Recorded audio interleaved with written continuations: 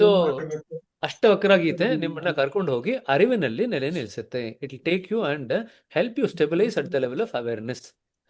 Once you stabilise at the level of awareness, you will never confuse between what has been derived from nature versus what has been derived from the center or the supreme soul. ಪರಮಾತ್ಮನಿಂದ ಏನು ಬಂದಿದೆ ಅದು ಮತ್ತೆ ನಿಸರ್ಗದಿಂದ ಏನು ಬಂದಿದೆ, ಇದು ಎರಡರ ನಡುವೆ ಯಾವತ್ತೂ ನಿಮಗೆ ಕನ್ಫ್ಯೂಷನ್ ಹುಡ್ಲಿಕ್ಕೆ ಸಾಧ್ಯ ಇಲ್ಲ. ಅಂಡ್ ಒಂದ್ಸತಿ ಅದನ್ನು ಗಳಿಸ್ಕೊಂಡ್ಬಿಟ್ರೆ it will stay with you till you go to the centre. That's the beauty of it. Once you get it, it will stay with you till you go to the center, no matter how long it may take. You might go to the center in this life only, you might go to the center after 100 lives, after going through many other lives in other lokas, that doesn't matter. But till you go to the center, you are you have escaped from the clutches of Maya. ಸರಿನಾ? ಆಯಿತು, ಮುಂದಕ್ಕೆ ಹೋಗ್ಲಿಕ್ಕೆ ಮುಂಚೆ ಜಿಜು ಅವ್ರ ಹತ್ರ ಒಂದು ಪ್ರಶ್ನೆ ತೊಗೊಂಡ್ಬರೋಣ. ಯಾಕೆಂದರೆ ನೆಕ್ಸ್ಟ್ ದಾಜಿ ಅವರು ಸಿನಿಮಾ ತೋರಿಸೋದ್ರಲ್ಲಿ ಇದ್ದಾರೆ. I gave you the homework. We'll talk about the homework last week, the homework. Then we'll go to the answer to what we are supposed to do. So, Jiju, our prashne kelri.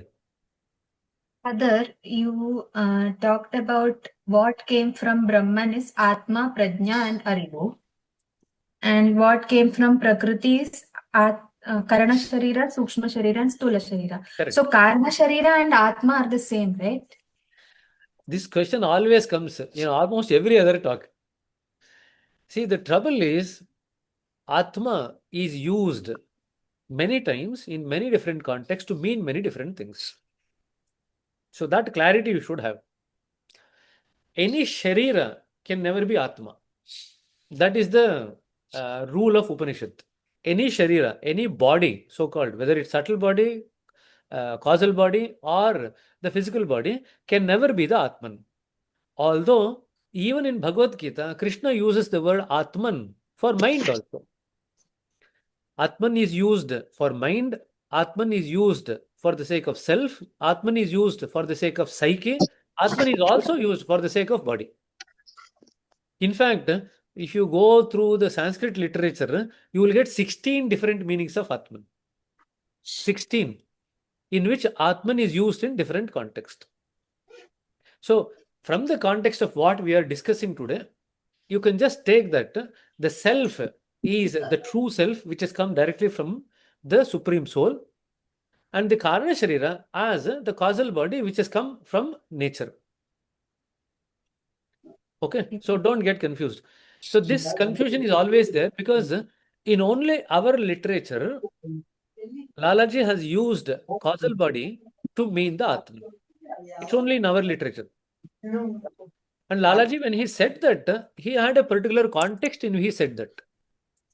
But if you actually go to Aitariya Taittiriya Upanishad, which is where the description of all the 5 koshas come. So if somebody is interested to know about it, you can go to Aitariya Taittiriya Upanishad. It is in that Upanishad, all the 5 koshas and the 3 bodies are described. So please refer to that particular Upanishad. So for the sake of clarity, so that we don't get confused, we will take these two things as separate. Don't take the causal body as mean to say the Atman. The Atman, the consciousness and the awareness as one entity, and the causal body, subtle body, and the physical body as another entity. If you keep these two things clear, it becomes easier for you to follow. Okay? Now, what happens to the consciousness as you progress spiritually? Yenagate? Awareness increases. Awareness increases. Evolve. What happens to the consciousness? I'm not talking about awareness. All of you people get confused. What happens to consciousness? Evolves ಅಂತ ಹೇಳ್ಬಿಟ್ರಿ ಒಂದು word ಅಲ್ಲಿ. I want a bit more specific answer. It gets refined. It gets refined actually. Refined. ಆಮೇಲೆ ವಿಸ್ತಾರವಾಗುತ್ತೆ. ವಿಸ್ತಾರ ಆಗುತ್ತೆ. ಆಮೇಲೆ becomes subtle. subtle. ಪ್ರಜ್ಞಾನ. 3 words enough. Refined, subtle, and expansion. Without refinement and subtleness, it is not going to expand. If there is expansion, there should be some degree of refinement and some degree of subtleness. ಸರಿನಾ? ಸೂಕ್ಷ್ಮತೆ ಬೆಳೆಯುತ್ತೆ, ತಿಳಿಯಾಗತ್ತೆ, ಜೊತೆಗೆ ವಿಸ್ತಾರ ಆಗುತ್ತೆ, ಪ್ರಜ್ಞೆ. ಸರಿನಾ? ಇದಿಷ್ಟು ಪ್ರಜ್ಞೆನಲ್ಲಿ ಆಗ್ತಕ್ಕಂಥದ್ದು. ಅರಿವಿನಲ್ಲಿ ಏನಾಗುತ್ತೆ? What happens to awareness? Sharpen. ಅರಿವಿನಲ್ಲಿ ಅಂತ ಹೇಳಿದ ತಕ್ಷಣ ಪದ್ಮನಾಭ ಅವರು ಉಲ್ಟಾ ತಿರುಗಿಬಿಟ್ರು. ಆಯ್ತು. Leads to wisdom. ಏನಂದ್ರಿ? Leads to wisdom. We are talking about wisdom is something where the buddhi or the intellect gradually changes to wisdom, viveka and wisdom. It is it's the modification of the intellect. We are talking about awareness. Awareness becomes 360 degree. That means now your awareness actually you can also intuit also that kind of intuition. Sister ನೀವು ನಾನು ಸಿನಿಮಾದ starting ಏನಾಗತ್ತೆ ಕತೆ ಅಂತ ಕೇಳಿದ್ರೆ ನೀವು last scene climax ಹೇಳ್ತಾ ಇದ್ದಾರೆ ನನಗೆ.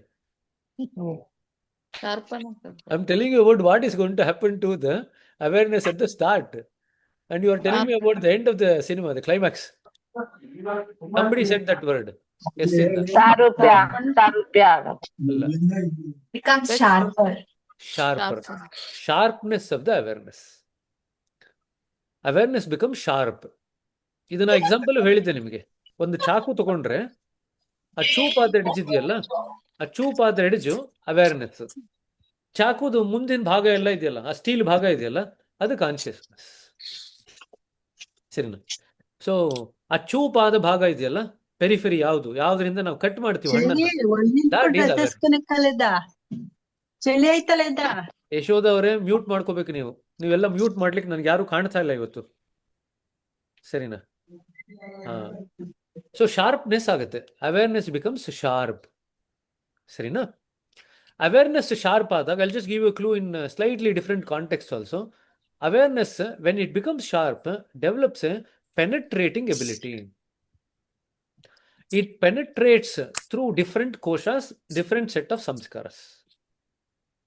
Normally, we don't have that penetrative quality. That's why we find it hard to know what is happening in meditation. But once you regularly practice meditation, when the awareness sharpens, you get that penetrating quality. This is again not something that is discussed much in our system. ನಮ್ಮ ಸಂಸ್ಥೆನಲ್ಲಿ ಅದ್ರ ಬಗ್ಗೆ ಜಾಸ್ತಿ ನಾವು ಮಾತಾಡ್ಲಿಕ್ಕೆ ಹೋಗಲ್ಲ. We don't talk about it. Again, there is one aspect of consciousness which is not spoken about, which is the stickiness of the consciousness. ಇದ್ರ ಬಗ್ಗೆನೂ ನಾವು ಮಾತಾಡಿದ್ವಿ. ಕಾನ್ಷಿಯಸ್ನೆಸ್ ಇಫ್ ಇಟ್ಸ್ ಇಂಪ್ಯೂರ್ ಅಲ್ಲ, ಇಟ್ಸ್ ವೆರಿ ಸ್ಟಿಕ್ಕಿ. ಏನೋ ಒಂದು ಘಟನೆ ಆಯ್ತು ಅಂತಂದ್ರೆ ಅದು ಹಂಗೆ ಅಂಟ್ಕೊಂಡಿರುತ್ತೆ. The more the stickiness of the consciousness, the more impurities. Okay, the less sharper, the more blunt the awareness, the less impure is the system. So you can actually work out whether the system is pure or not from these two aspects. If the consciousness is more sticky, the system is impure. If the the awareness is very blunt, the system is impure. So if somebody is progressing spiritually, if we say that their system is getting pure, what are you supposed to see? You are supposed to see a sharper awareness, and you should see less sticky consciousness. So these are the two other parameters for you to look at in the context of how we progress spiritually. Now, we all talk about meditative state. Meditation leading to meditative state. Correct alva? There is a word called as meditative mind, which is used in the authentic yoga. Okay, so we have now three words. You have meditation, you have meditative state, you have meditative mind. All the three are slightly different. Meditation is the process of action that you do when you do the act of meditation. It's just a kriya. Meditative mind or meditative state is that where you actually carry the condition into the normal waking state. That is meditative state, where you recall the condition even though you are actually doing activities in your real life. That is meditative state. Now, both meditation and meditative state in due course of time should give you a meditative mind. How is the meditative mind different from the normal mind? A meditative mind is that mind which has become sharpened in awareness. By doing what? By doing three things in unison with one another all the time. So you are practicing dharana, dhyana, samadhi. When you practice these three things together, dharana, dhyana, samadhi, and they come together all the time. In other words, whenever you are actually leading a normal life, you are always in these three states coming together: dharana, dhyana, samadhi. When the mind gets modified to accommodate these three states continuously in your life, we say that that particular mind has become meditative mind. Okay. Now, these three things coming together is what is called as, in the authentic yoga, sanyama. It is from the Patanjali Yoga Sutras. Sanyama. Sanyama is a state where the dharana, dhyana, and samadhi come together as one unit. And it's not that we feel that unit only when we sit for meditation. No. It's almost like the mind has that extra capacity now to be able to apply these three to any direction, to anything. So you can apply these three things together into anything that you see in this world. ಎದುರುಗಡೆ ನೀವು computer ನೋಡ್ತಾ ಇದ್ದೀರಿ ಅಂದರೆ ಕಂಪ್ಯೂಟರ್ಗೆ ಹಾಕ್ಬೋದು, ಎದುರುಗಡೆ ಮನುಷ್ಯ ನೋಡ್ತಾ ಇದ್ದೀರಿ ಅಂದರೆ ಮನುಷ್ಯರಿಗೆ ಹಾಕ್ಬೋದು, ಎದುರುಗಡೆ ಇನ್ಯಾವುದೋ ವಸ್ತು ನೋಡ್ತಾ ಇದ್ದೀರಿ ಅಂದರೆ ಇನ್ನೊಂದು ವಸ್ತುಗೆ ಹಾಕ್ಬೋದು.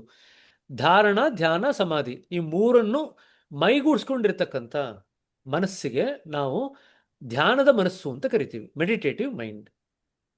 What is the speciality of the meditative mind? Meditative mind has the penetrating quality. That is the special ability of the penetrating mind. A normal mind does not have the penetrating quality. A meditative mind where the dharana, dhyana, samadhi have come together as one unit to be there all the time, not when you do meditation. ಧ್ಯಾನ ಮಾಡಿದಾಗ ಮಾತ್ರ ಈ ಮೂರು ಬರಲ್ಲ. ಧ್ಯಾನದ ಹೊರಗಡೆ ಕೂಡ ನಿಮಗೆ ಈ ಮೂರು ಯಾವಾಗಲೂ ಜೊತೆ ಜೊತೆಯಾಗೇ ಇರುತ್ತೆ. ಆಯ್ತಾ? ಯಾವಾಗ ಈ ಮೂರು ಜೊತೆ ಜೊತೆಯಾಗಿರುತ್ತೋ ಅದಕ್ಕೆ ತೀಕ್ಷ್ಣವಾದಂಥ ಯಾವುದೇ ವಸ್ತುನ ನೋಡಿದ್ರೆ ಅದರ ಆಳಕ್ಕೆ ಹೋಗಿ ಅದನ್ನು ಪರೀಕ್ಷೆ ಮಾಡ್ತಕ್ಕಂಥ ಒಂದು ಸಾಮರ್ಥ್ಯ ಬಂದ್ಬಿಡುತ್ತೆ. It can penetrate to the essence of anything and catch the essence. It doesn't matter what is there in front of your eyes. You will be able to penetrate through any kosha. You will be able to, for example,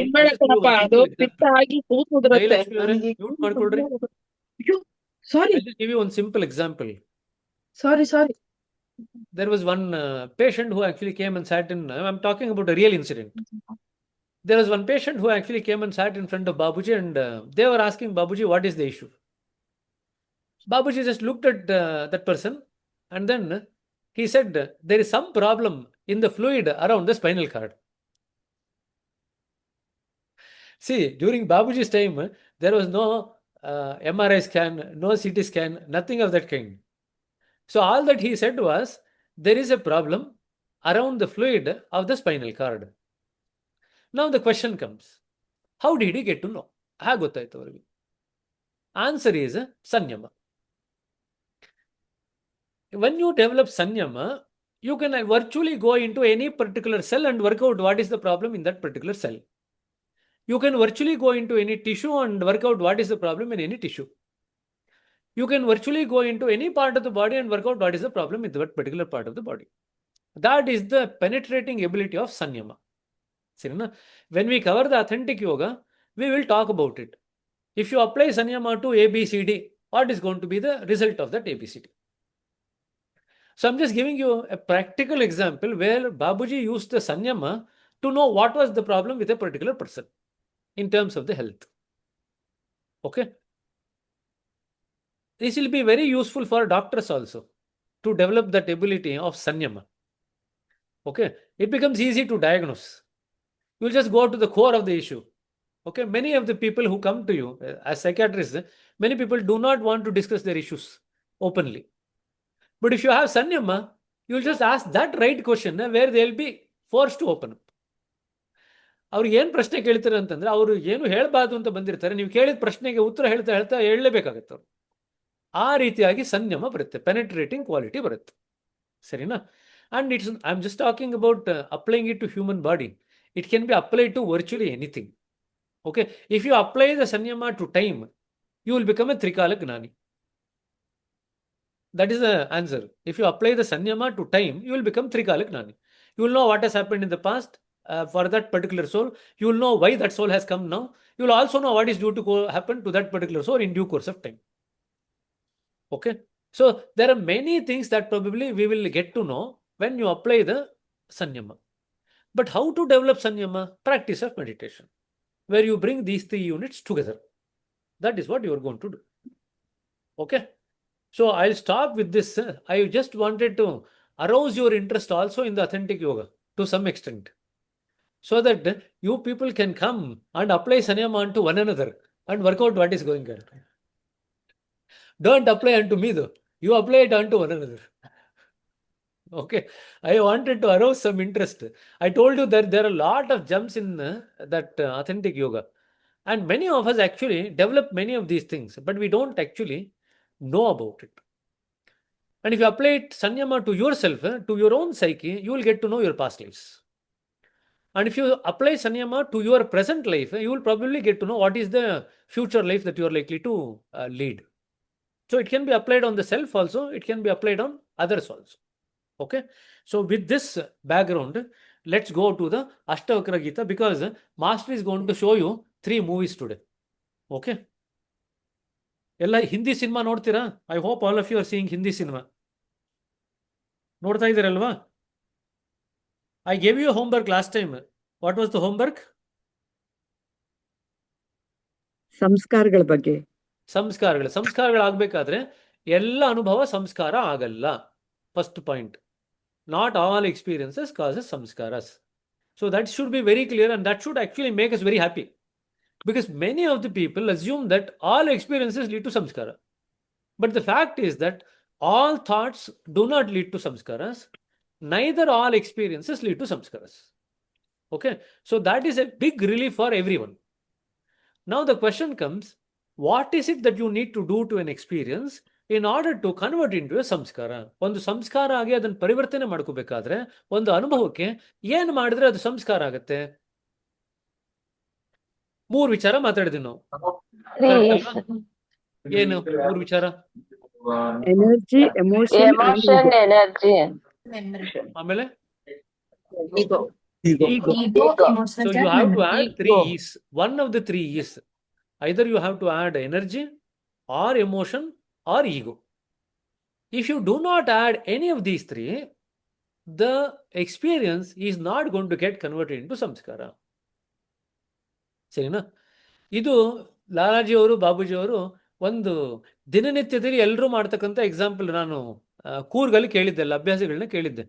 ಒಂದು ದಿವಸ ಅವ್ರು ನಿಮಗೆ time ಕೊಟ್ಟಿದ್ದೆ, ಯಾರು ಉತ್ತರ ಹೇಳಲಿಲ್ಲ. ಮಾರನೇ ದಿವಸ ನಾನೇ ಉತ್ತರ ಹೇಳಿದೆ. ಯಾರಿಗಾನ ಜ್ಞಾಪಕ ಇದೆಯಾ? I gave the answer in Coorg. Washroom, latrine. ಜ್ಞಾಪಕ ಇದೆಯಾ? ಹೇಳಿದ್ರಿ brother. Everyone goes to the washroom every day for toileting. But when you come out of the toileting, you do not actually remember the act of toileting. You do not add emotions to it, neither you add any energy to it, nor you actually add ego to it. It is just one activity that you have to do on a day-to-day course. You just do it, and after that you forget it. Correct alva? That's all you have. Whether it's an abhyasi or non-abhyasi, this is what they are going to do. So Babuji used to give this particular example to show that not all experiences create samskaras. None of us actually create any of the samskaras relating to the toileting. Until unless somebody has an issue about toileting and they keep thinking about it all the time, then they are likely to create some samskaras relating to that. Otherwise you don't. So in other words, it doesn't matter whether it is an abhyasi or a non-abhyasi. Most of the people do not create samskaras relating to this particular issue. If you can apply the same formula, the formula is don't think about it and energize it. Don't apply any emotions to it. Don't apply the ego and go on thinking, I did it. Will we ever think about that particular activity, that I did it? Nobody is going to think about it. ನಾ ಮಾಡಿದೆ ಅಂತ ಯೋಚನೆ ಮಾಡ್ತಾ ಇರ್ತೀವಿ ಟಾಯ್ಲೆಟ್ಗೆ ಹೋಗಿ ಬಂದ್ಮೇಲೆ. ಏನಿಲ್ಲ ಅಲ್ವಾ? ನಾ ಮಾಡಿದೆ ಅಂತಲೂ ಯೋಚನೆ ಮಾಡಲ್ಲ, ಅದಕ್ಕೆ ಯಾವುದೇ ಭಾವನೆನೂ ಜೋಡಿಸಲ್ಲ, ಅದಕ್ಕೆ ಯಾವುದೇ ರೀತಿಯಾದಂಥ ಯೋಚನೆ ಮಾಡಿ ಅದಕ್ಕೆ ಶಕ್ತಿನೂ ಕೊಡಲ್ಲ. 3 ಮಾಡಲ್ಲ. 3 ಮಾಡದೇ ಇದ್ದಾಗ ನಿಮಗೆ ಯಾವುದೇ ಸಂಸ್ಕಾರ ಅದರಿಂದ ಸೃಷ್ಟಿ ಆಗಲ್ಲ. ಈಗ ಪ್ರಶ್ನೆ ಏನಪ್ಪಾ ಅಂತಂದ್ರೆ, ನಾ ಹೋಮ್ವರ್ಕ್ ಕೊಟ್ಟಿದ್ದೆ last week. What are the ways in which you will not add either energy or ego or emotion to the samskaras? Raj has actually written some ways. He's going to explain that. Okay. Raj is writing it as a prescription. If somebody has already done it, created a samskara, how to get rid of it? By using forgiveness. That is what he's saying. But before we jump to the aspect of forgiveness, ಕ್ಷಮಾಪಣೆ ಮಾಡಿಕೊಂಡು ಈಗಾಗಲೇ ನಾವು ಸಂಸ್ಕಾರ ಸೃಷ್ಟಿ ಮಾಡ್ಕೊಂಡ್ಬಿಟ್ಟಿದ್ದೀವಿ. ಕ್ಷಮಾಪಣೆ ಮಾಡಿಕೊಂಡು ಆ ಸಂಸ್ಕಾರದಿಂದ ನಾವು ಹೊರಗಡೆ ಬರೋದು ಹಾಗೆ ಅದನ್ನ ದಾಜಿಯವರು ಇವಾಗ ಹೇಳಲಿಕ್ಕೆ ಶುರು ಮಾಡ್ತಾರೆ. ಆದ್ರೆ ನಾವು ಹೇಳ್ತಿರ್ತಕ್ಕಂಥದ್ದು ಇನ್ನೂ ಮಾಡ್ಕೊಂಡೇ ಇಲ್ಲ. ಮಾಡ್ಕೋಬೇಕಾ ಮಾಡ್ಕೋಬಾರ್ದಾ ಅಂತ ನಿಮಗೆ ಆಯ್ಕೆ ಉಂಟು. ನೀವೇನ್ ಮಾಡ್ತೀರಾ? ಏನು ಮಾಡಿದ್ರೆ ಮಾಡ್ಕೊಳ್ತೀರಾ ಇರ್ಬೋದು. What is it that you can do to not to turn an experience into a ಸಂಸ್ಕಾರ? Because once you learn this, you would have learned it not only for this life, you would have learned it for all the lives together. Because once you learn and progress in spirituality, you will carry the essence of that spirituality in into every life. Whether you are going to be born here or anywhere else, it doesn't matter. You will carry that essence everywhere. That is the advantage of spirituality. ಈಗ engineering ಆದ್ರೆ ಅಂತ ಇಟ್ಕೊಳ್ರಿ, engineering ಆದ್ಮೇಲೆ ಮತ್ತೆ ಮುಂಚಿನ ಜನ್ಮದಲ್ಲಿ ಮತ್ತೆ engineering ಓದಬೇಕು. ಆದರೆ ಆಧ್ಯಾತ್ಮದಲ್ಲಿ ಹಂಗಲ್ಲ.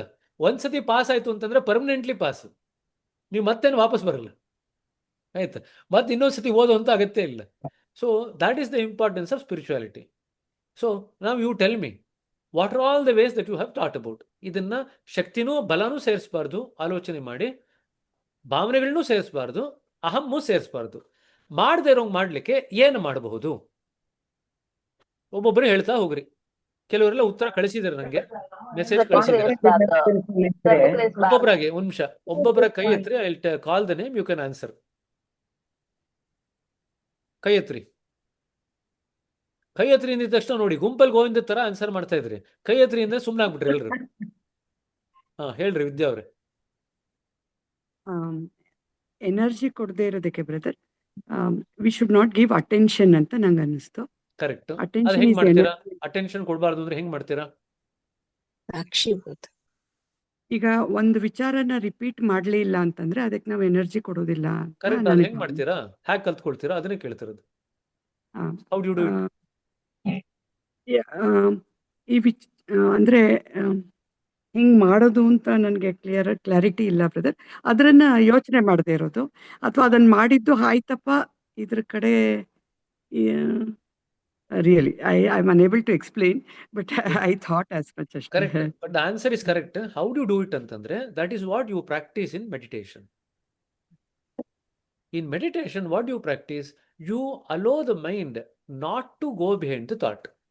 You make the mind learn not to go behind the thought. ಕರೆಕ್ಟಾ? ಅದನ್ನೇ ಅಭ್ಯಾಸ ಮಾಡೋದು ನಾವು. ಧ್ಯಾನದಲ್ಲಿ ಎಲ್ರಿಗೂ ಯೋಚನೆ ಬರುತ್ತೆ, ಅದ್ರ ಹಿಂದೆ ಹೋಗಲ್ಲ. That is what we practice in meditation. Now extrapolate that to real life. In real life, like you get thoughts in meditation, in real life you get experiences, whether you like it or not. Yes. You practice not to go behind the thought in meditation. In real life, you practice not to go behind the experience. Experience, okay. That's all it is. If you learn not to go behind the thought here in meditation, you will in due course of time learn not to go behind the experience in real life. The formula is the same. Okay, I'll come to the formula. There are 5 steps in that. I'll come to that formula, but this is the formula. First thing, not to go behind the thought, not to go behind the experience. Okay, anything else? In another, Be in the present, brother. be in the present. ಯಾರು B in the present? ನಾವಾ ನೀವಾ ಯಾರು? Whoever doing work, they should give their 100% to their whatever they are doing. ಸರಿ. ಆದ್ರೆ ನಾವೇನ್ ಮಾಡ್ತೀವಿ? Why is that we create samskaras even in work? What happens? Subconsciously thinking something and doing some ಕೆಲಸ ಒಂದ್ ಕಡೆ ಮಾಡ್ತಾ ಇಲ್ಲ, ಕೆಲಸ ಇರ್ತೀವಿ, ಕರೆಕ್ಟ್ ಆಗಿ ಮಾಡ್ತಿದಾರೆ ಅಂತಾನೆ ಇಟ್ಕೊಳ್ರಿ. ಗುರುಗಳೇ ಮಾಡ್ತಿದ್ದಾರೆ ಅಂತ ನಾವು ಅದನ್ನ ಥಿಂಕ್ ಮಾಡಲ್ಲ. ಅದು ಮಾಡಲ್ಲ. ಸರಿ, ಏನ್ ಮಾಡ್ತೀವಿ ಆಕ್ಚುಲಿ? ಸಾಮಾನ್ಯವಾಗಿ ಕೆಲಸ ಮಾಡ್ಬೇಕಾದ್ರೆ you do one thing and that is why we actually create that samskaras. ನಾನೇ ಎಕ್ಸ್ಪೆಕ್ಟ್ ರಿವಾರ್ಡ್. ಮಾಡ್ತಿದ್ದೀನಿ ಹಾ, ಅಂತ. ಒಂದ್ ನಿಮಿಷ. Doing. ವಿಜಯಲಕ್ಷ್ಮಿ ಅವ್ರು ಬರ್ದಿದ್ರೆ ಎಕ್ಸ್ಪೆಕ್ಟ್ ರಿವಾರ್ಡ್ ಅಂತ ಬರ್ದಿದ್ದಾರೆ. ಎಕ್ಸ್ಪೆಕ್ಟ್ ರಿವಾರ್ಡ್ ಅಂತಕ್ಕಿಂತ we expect some results out of the activity that we do. ನಾವೇನೇ ಕರ್ಮ ಮಾಡಿದ್ರು ಕೂಡ ಕರ್ಮದ ಬಗ್ಗೆ ನಾವು ಆಲೋಚನೆ ಮಾಡ್ತೀರಾ, ಕರ್ಮ ಫಲದ ಬಗ್ಗೆ ಆಲೋಚನೆ ಮಾಡ್ತೀವಿ. We think of the fruits of the action. Our attention is more on the fruits of the action rather than on the action itself. When your attention is on the fruits of the action, you are going to form more samskaras. If your attention is only on the work itself and not on the fruits of the work, then you are not going to form samskaras. Sarina? So, when your attention is on the work, you actually become more efficient in the work. You do the work better than before. Because your mind is not split into attention between work and the rewards for the work. ಮನಸ್ಸು ಇಬ್ಬಾಗವಾಗಲ್ಲ. ಮನಸ್ಸು ಸಂಪೂರ್ಣವಾಗಿ ಕರ್ಮದ ಮೇಲೇನೆ ಅಥವಾ ಕೆಲಸದ ಮೇಲೇನೆ ಅದು ನೆಲೆ ನಿಂತಿರುತ್ತೆ. ಮನಸ್ಸು ಯಾವಾಗ ಕರ್ಮ ಫಲದ ಹಿಂದೆ ಹೋಗುತ್ತೋ, ಇದನ್ನು ಮಾಡಿದ್ರೆ ನಂಗೆ ಇದು ಲಾಭ ಆಗುತ್ತೆ, ಆ ಕರ್ಮ ಫಲದ ಹಿಂದೆ ಹೋದಾಗ ಏನಾಗುತ್ತೆ, ಮನಸ್ಸಿನ ಶಕ್ತಿ ಇಬ್ಬಾಗ ಆಗ್ಬಿಡುತ್ತೆ. It will get divided.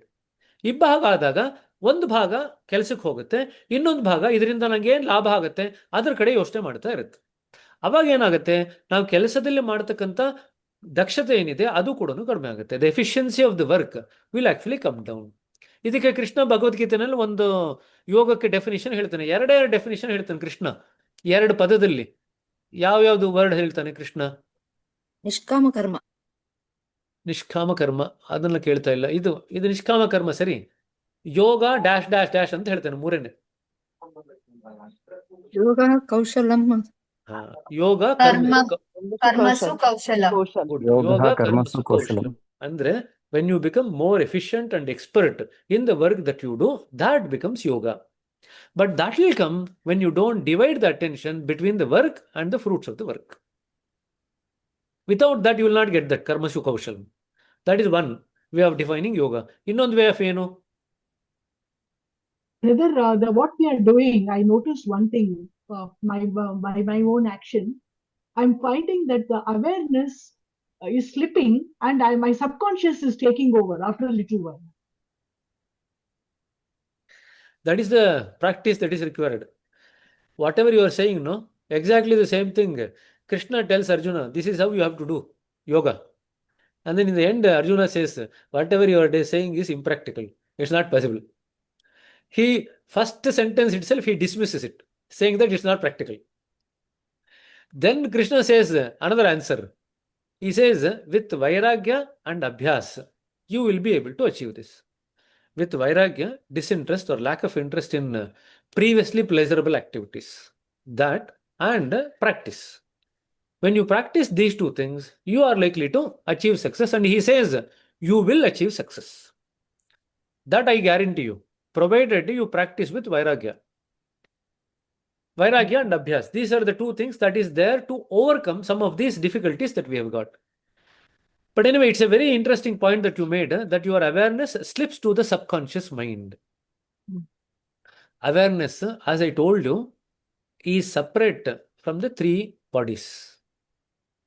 When the awareness is separate from the 3 bodies, once you establish in awareness, you will see clearly that these 3 bodies have nothing to do with what you are doing.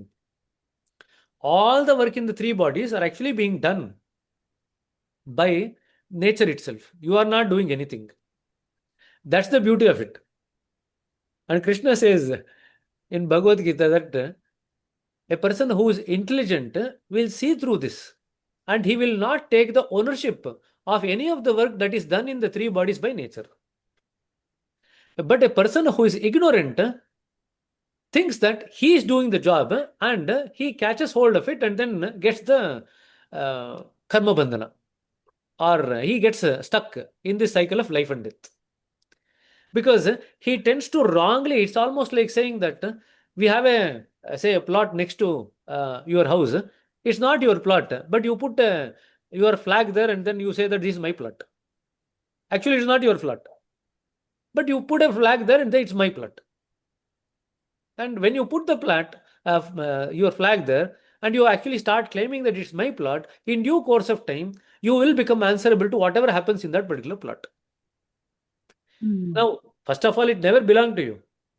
Now, why are you putting that into your basket saying this is mine?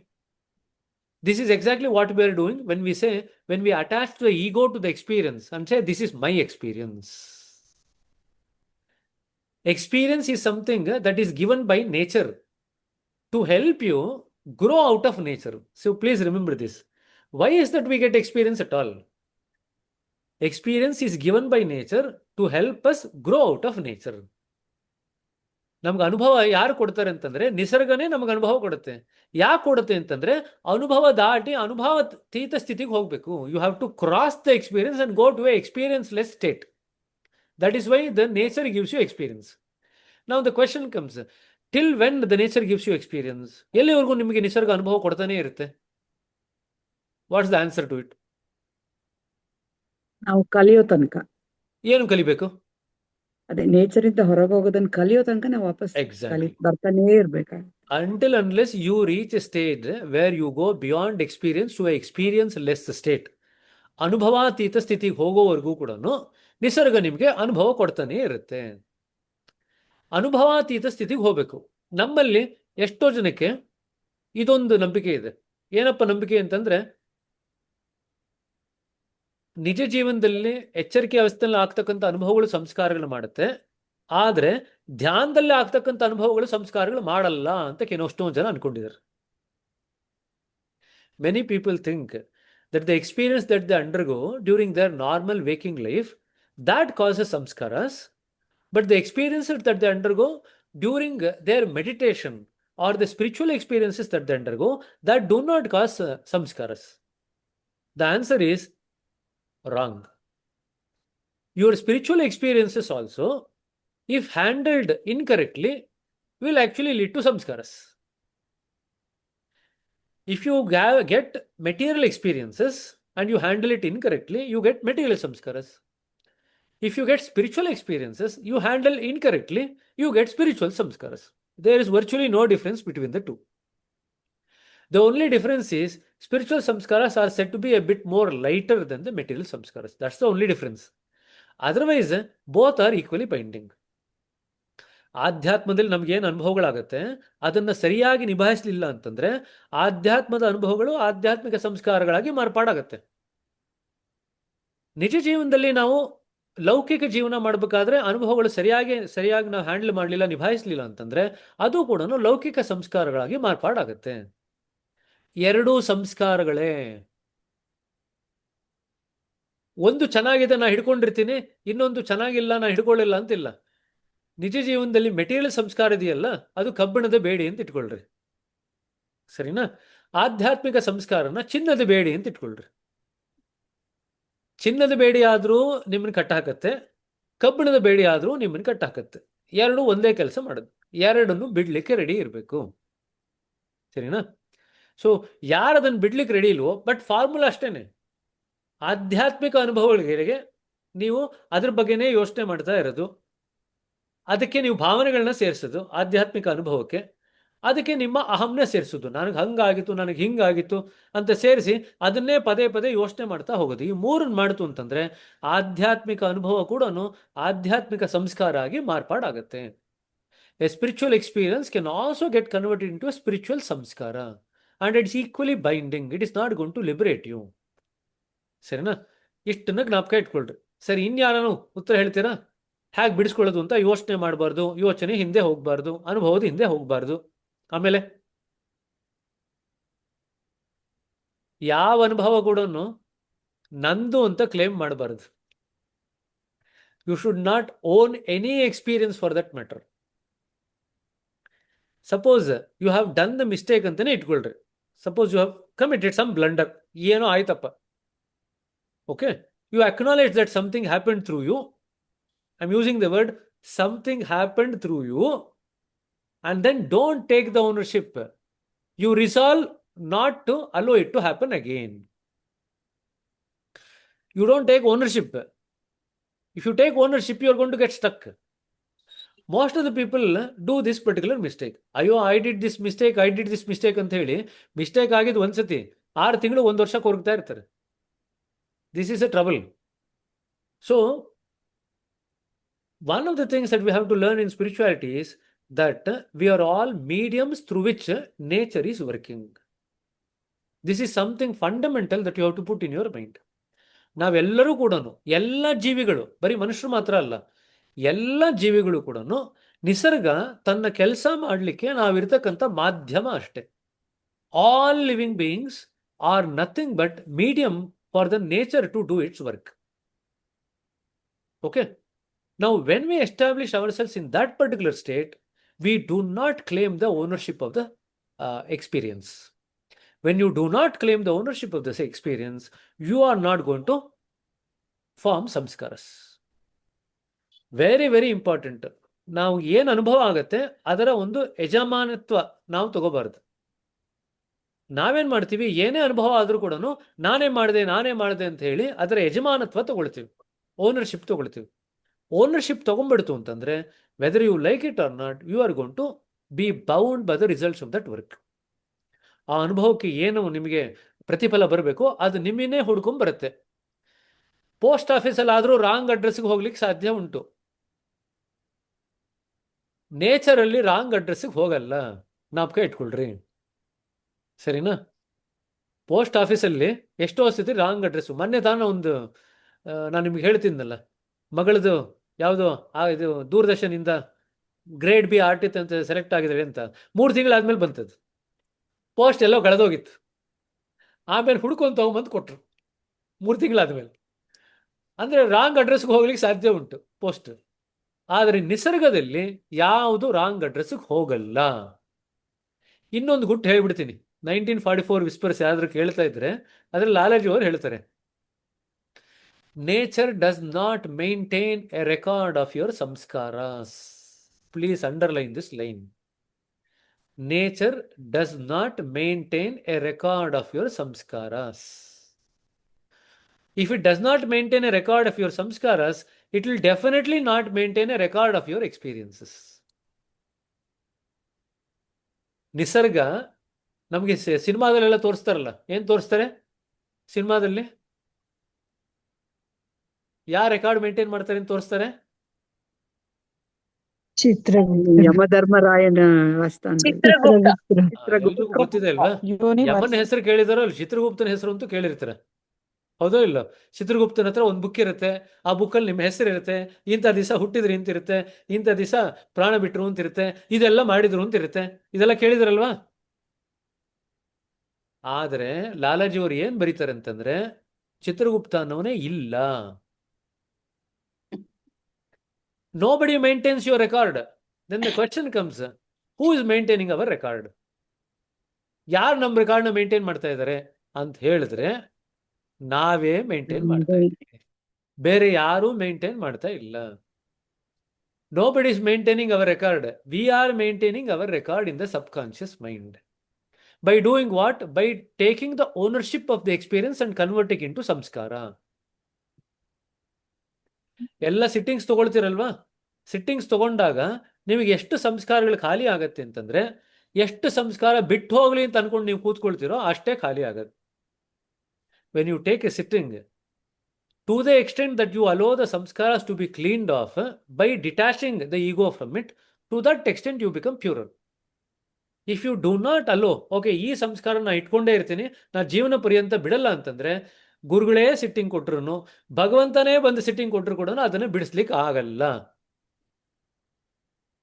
One other lesson is, you are the sacrosanct owner of your samskara. ನಿಮ್ಮ ಸಂಸ್ಕಾರಗಳಿಗೆ ನೀವೇನೆ ಏನ್ ಹೇಳ್ತೀರಾ? Owner ಅಂತಂದ್ರೆ ಯಜಮಾನ ಅಥವಾ ಯಜಮಾನಿ, ಒಡೆತನ, ಸರಿನಾ? ಒಡೆ ಅಂದ್ರೆ ಆ ಒಡೆ ಅಲ್ಲ, ಒಡೆ ಅಂದ್ರೆ ಆ ಒಡೆ ಅಲ್ಲ, ಅಂಬೊಡೆ ಉದ್ದಿನೊಡೆ ಅಲ್ಲ, ಒಡೆತನ, ಸರಿನಾ? You are the owner of your samskaras. Nobody is the owner of your samskaras. And in fact, Krishna says this also in the Bhagavad Gita. God does not take the samskara of anybody. ಭಗವಂತ ಯಾರ ಸಂಸ್ಕಾರನೂ ತಗೊಳ್ಳಲ್ಲ, ಸರಿನಾ? Brother, when we are writing the diary, to some level, when if we are absorbed in the condition and we are absorbed, when we start writing the diary, we are again recapitulating or like replaying. No, does not this thing cause the samskara there? Does that cause a samskara? It depends on how you write the diary. If you write the diary saying that I had this experience during the meditation, okay, then as you say, you are recalling it, you are reinforcing it. Now, also remember, there is always margin of error in nature. God is very, very lenient. He'll not cut marks for everything. Unlike our SNP exams where there is negative mark, God does not give any negative mark for you. He is more lenient, so don't worry about it. Okay, you can write once. It is not going to cause. You are going to reinforce it only once, provided you are not going to think about it again and again. The more you think about it, the more deeper it goes because you are energizing it. Okay, a better way of approaching the diary is you write the diary as if a third person is writing the diary. Then you are not taking the ownership of the experience. You have to write the diary as if a third person is writing it. In fact, as you grow in spirituality, many times, Master said, see, Nagaraj or brother, Master says, write the diary and forget about it. And what we do is, we don't forget about the experience, we forget the diary only. Okay, that's what we do. Diary ಬರ್ದಿರೋದನ್ನ ಮರ್ತು ಹೋಗ್ರಿ ಅಂದ್ರೆ ಡೈರಿನೇ ಮರ್ತು ಹೋಗ್ತೀವಿ ನಾವು. ಆಯ್ತು. So, that is also one thing. You write the diary and forget about it. You don't need to kind of think about it all the time. But one thing you remember, if it's a true spiritual experience, it is going to deepen your practice. You don't even need to write a diary to recall your experience of spiritual nature. ಅದು ನಿಜವಾದಂಥ ಆಧ್ಯಾತ್ಮಿಕ ಅನುಭವ ಆಯಿತು ಅಂತಂದರೆ ಅದರ ಪರಿಣಾಮ ಏನಾಗುತ್ತೆ ಅಂತಂದರೆ ಆಧ್ಯಾತ್ಮದಲ್ಲಿ ನಿಮ್ಮ ಮನಸ್ಸು ಇನ್ನೂ ನೆಲೆಯೂರುತ್ತೆ. It will go deeper into spirituality. And ಆಧ್ಯಾತ್ಮದಲ್ಲಿ ಇರ್ತಕ್ಕಂಥ ಎಷ್ಟೊಂದು ಕಂಡೀಷನ್ಸ್ ಓಪನ್ ಅಪ್ ಆಗುತ್ತೆ. ಆಧ್ಯಾತ್ಮದಲ್ಲಿ ನಿಮ್ಮ ಏನು ಅರಿವೇನಿದೆ ಅದು ಬೆಳೆಯುತ್ತೆ. ಇದೆಲ್ಲ ಆಗ್ತಾ ಇದೆ ಅಂತಂದರೆ ಅದು ನಿಜವಾದಂಥ ಆಧ್ಯಾತ್ಮಿಕ ಅನುಭವ. ಇದು ಯಾವುದೂ ಆಗಿಲ್ಲ ಅಂತಂದರೆ ಅದು ನಿಜವಾದಂಥ ಆಧ್ಯಾತ್ಮಿಕ ಅನುಭವ ಅಲ್ಲ. ಚಾರಿಜ್ ಅವರು ಇದನ್ನು ಡಿಫೈನ್ ಮಾಡ್ತಾರೆ, what is a true spiritual experience ಅಂತ. And he says majority of the experiences that Abhyasis have is not a true spiritual experience. So there are a few parameters that he gives. What are the parameters? It should deepen your practice. It should deepen your understanding of the spirituality. It should actually help open up conditions. When all these things are happening, then the experience that you went through is a true spiritual experience. Serena. Thinking of the past is sin ಅಂತ ಹೇಳ್ತಾ ಇದ್ದಾರೆ. So ಈಗ ನಾಗರಾಜ್ ಅವರು ಅವ್ರ ಮದುವೆ ಆಗಿದ್ದ ದಿವಸನ ನೆನಪಿಸ್ಕೊಳ್ಳಲ್ಲ, ಅದರ ಪರಿಣಾಮ ಏನಾಗತ್ತೆ ಅಂತ ನೋಡ್ತಾರೆ ಮನೆಯಲ್ಲಿ. ಸರಿನಾ? So since you are not suppose to think about the past, please don't remember your marriage date and see the volcano that erupts in the house afterwards. Don't blame that. You can always quote Master, I am not supposed to remember the past. ಸರಿನಾ? Okay, ಇಲ್ಲಿ ನೋಡಿ, ಇಲ್ಲಿ already ಅವ್ರು respond ಮಾಡಿಬಿಟ್ಟಿದ್ದಾರೆ. Is already thinking about the earthquake and the volcano it's going to erupt. Is already responded it. ಸರಿ ಕಣ್ರಿ. So not taking the ownership ಇದೆಯಲ್ಲ, ನಾವು again when you get thoughts in meditation, do you take the ownership of the thoughts? We spoke about it in one of the previous session. Where do the thoughts come from? ಎಲ್ಲಿಂದ ಬರುತ್ತೆ ಅಂತ ನಾನು ಹೇಳಿದೆ. ಎಲ್ಲಿಂದ ಬರುತ್ತೆ ಅಂತ ಹೇಳಿದೆ ನಾನು? ಸೂಕ್ತ ಮನಸ್ಸು, ಸಾರ್ವತ್ರಿಕ ಮನಸ್ಸು, Mind. ಸುಪ್ತ ಪ್ರಜ್ಞೆ, Common mind stuff. common mind Good. stuff ಇಂದ ಬರುತ್ತೆ. ಪರವಾಗಿಲ್ಲ, ಕಾಮನ್ ಮೈಂಡ್ ಸ್ಟಫ್ ಅಂತ ಎಂತ ಹೆಸರು ಜ್ಞಾಪಕ ಇಟ್ಕೊಂಡಿದ್ದೀರಾ. ಹ್ಮ್. ಸಾರ್ವತ್ರಿಕವಾದಂಥ ಮನಸ್ಸಿನ ವಸ್ತು. ಈ ಸಾರ್ವತ್ರಿಕವಾದಂಥ ಮನಸ್ಸಿನ ವಸ್ತು ಇದೆಯಲ್ಲ, ಅದು ನಿಸರ್ಗ ಸೃಷ್ಟಿ ಮಾಡೋದು, ನಾವು ಸೃಷ್ಟಿ ಮಾಡಿರೋದಲ್ಲ. We have not created it. It is a creation of nature. When we take certain things from there because of our likes and dislikes, it becomes part of our individual mind. ನಿಸರ್ಗ ಒಂದು ಮನಸ್ಸನ್ನು ಸೃಷ್ಟಿ ಮಾಡಿದೆ. Nature has created a mind. That is the common mind, and that is what you also call as the cosmic mind. Depending on our likes and dislikes, we take some portion of that and claim as ours. That becomes the individual mind. ನಿಸರ್ಗ ಒಂದು ಮನಸ್ಸನ್ನು ಸೃಷ್ಟಿ ಮಾಡಿದೆ. ನಮ್ಮ ಆಸೆಗಳು, ಇಷ್ಟಗಳು ಮತ್ತು ಅನಿಷ್ಟಗಳೇನಿದೆ ಅದರ ಪ್ರಕಾರ ನಾವು ಅದರಲ್ಲಿರ್ತಕ್ಕಂಥ ಕೆಲವು ಭಾಗನ ನಾವು ತಗೊಂಡು ಇದು ನನ್ನ ಮನಸ್ಸು ಅಂತ ಗಲಾಟೆ ಮಾಡ್ತೀವಿ. ಅದು ಯಾವುದು ನಿಮ್ಮ ಮನಸ್ಸು ಅಲ್ಲ. ಎಲ್ಲವೂ ಕೂಡ ನಿಸರ್ಗಕ್ಕೆ ಸೇರಿದ್ದು. ಸೊ ಇದೊಂದನ್ನು ನೋಷನ್ ಇಟ್ಕೊಂಡ್ಬಿಟ್ರೆ ನಾವೆಲ್ಲ ಕೂಡ, ಎಲ್ಲ ಜೀವಂತವಾಗಿರ್ತಕ್ಕಂಥ ಜೀವಿಗಳೆಲ್ಲ ಕೂಡ ನಿಸರ್ಗ ಕೆಲಸ ಮಾಡಲಿಕ್ಕೆ ಇರ್ತಕ್ಕಂಥ ಮಾಧ್ಯಮ. ಕನ್ನಡದಲ್ಲಿ, ಇಂಗ್ಲಿಷ್ನಲ್ಲಿ ಹೇಳಿದ್ರೆ, every living being that is there ever present is a medium for the nature to work through or work with. If you remember this, your tendency to claim ownership about many things will go away. ಆ ಒಡೆತನ ಏನು claim ಮಾಡ್ತೀವಲ್ಲ ಎಲ್ಲದಕ್ಕೂ, ಇದು ನಂದು ನಂದು ಅಂತ, ಅದು ಹೊರಟೋಗುತ್ತೆ. ಯಾವಾಗ ಅದು ಹೊರಟೋಗುತ್ತೆ, ಸಾಕಷ್ಟು ಮಟ್ಟಿಗೆ ಅನುಭವಗಳು ಕೃಷ್ಣನ್ ಥರ ಜೀವನ ಮಾಡ್ಲಿಕ್ಕಾಗತ್ತೆ.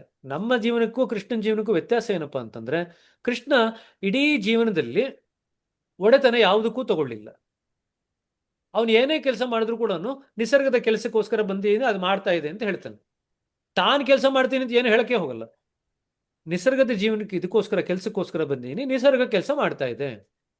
So he always claims that he is only a medium through which the nature is working. He never claims ownership of it. Although he also says, I am ever busy in work. ಎಲ್ಲ ಕೆಲಸದಲ್ಲೂ ಯಾವಾಗಲೂ busy ಇರ್ತೀನಿ, ಆದರೆ ಯಾವುದಕ್ಕೂ ಒಡೆತನ ತಗೊಳ್ಳಲ್ಲ. ಸರಿನಾ?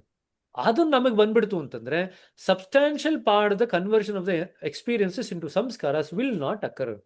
ಇನ್ fact, if you just practise this one simple thing, one simple step, your journey towards the Brahmanda Mandala will be hastened a lot. ಬ್ರಹ್ಮಾಂಡ ಮಂಡಲಕ್ಕೆ ನೀವು ಬೆಳಿಬೇಕಂತಂದ್ರೆ, ಪಿಂಡ ಪ್ರದೇಶದಿಂದ ವೇಗವಾಗಿ ಬೆಳಿಬೇಕಂತಂದ್ರೆ, ಅನುಭವಗಳ ಒಡೆತನ ಏನಿದೆ ಅದನ್ನು ತಗೊಳ್ಳೋದನ್ನ ಬಿಟ್ಬಿಡೋದನ್ನ ಅಭ್ಯಾಸ ಮಾಡ್ತು ಅಂತಂದ್ರೆ, ನೀವು ಬ್ರಹ್ಮಾಂಡ ಮಂಡಲದವರೆಗೆ ವೇಗವಾಗಿ ಬೆಳಿತೀರಾ. You will go towards the brahmanda mandala very fast. Okay, ಸರಿ. ಇನ್ನೊಂದಿದೆ, 3 ಐತಲ್ವಾ ಭಾವನೆಗಳು.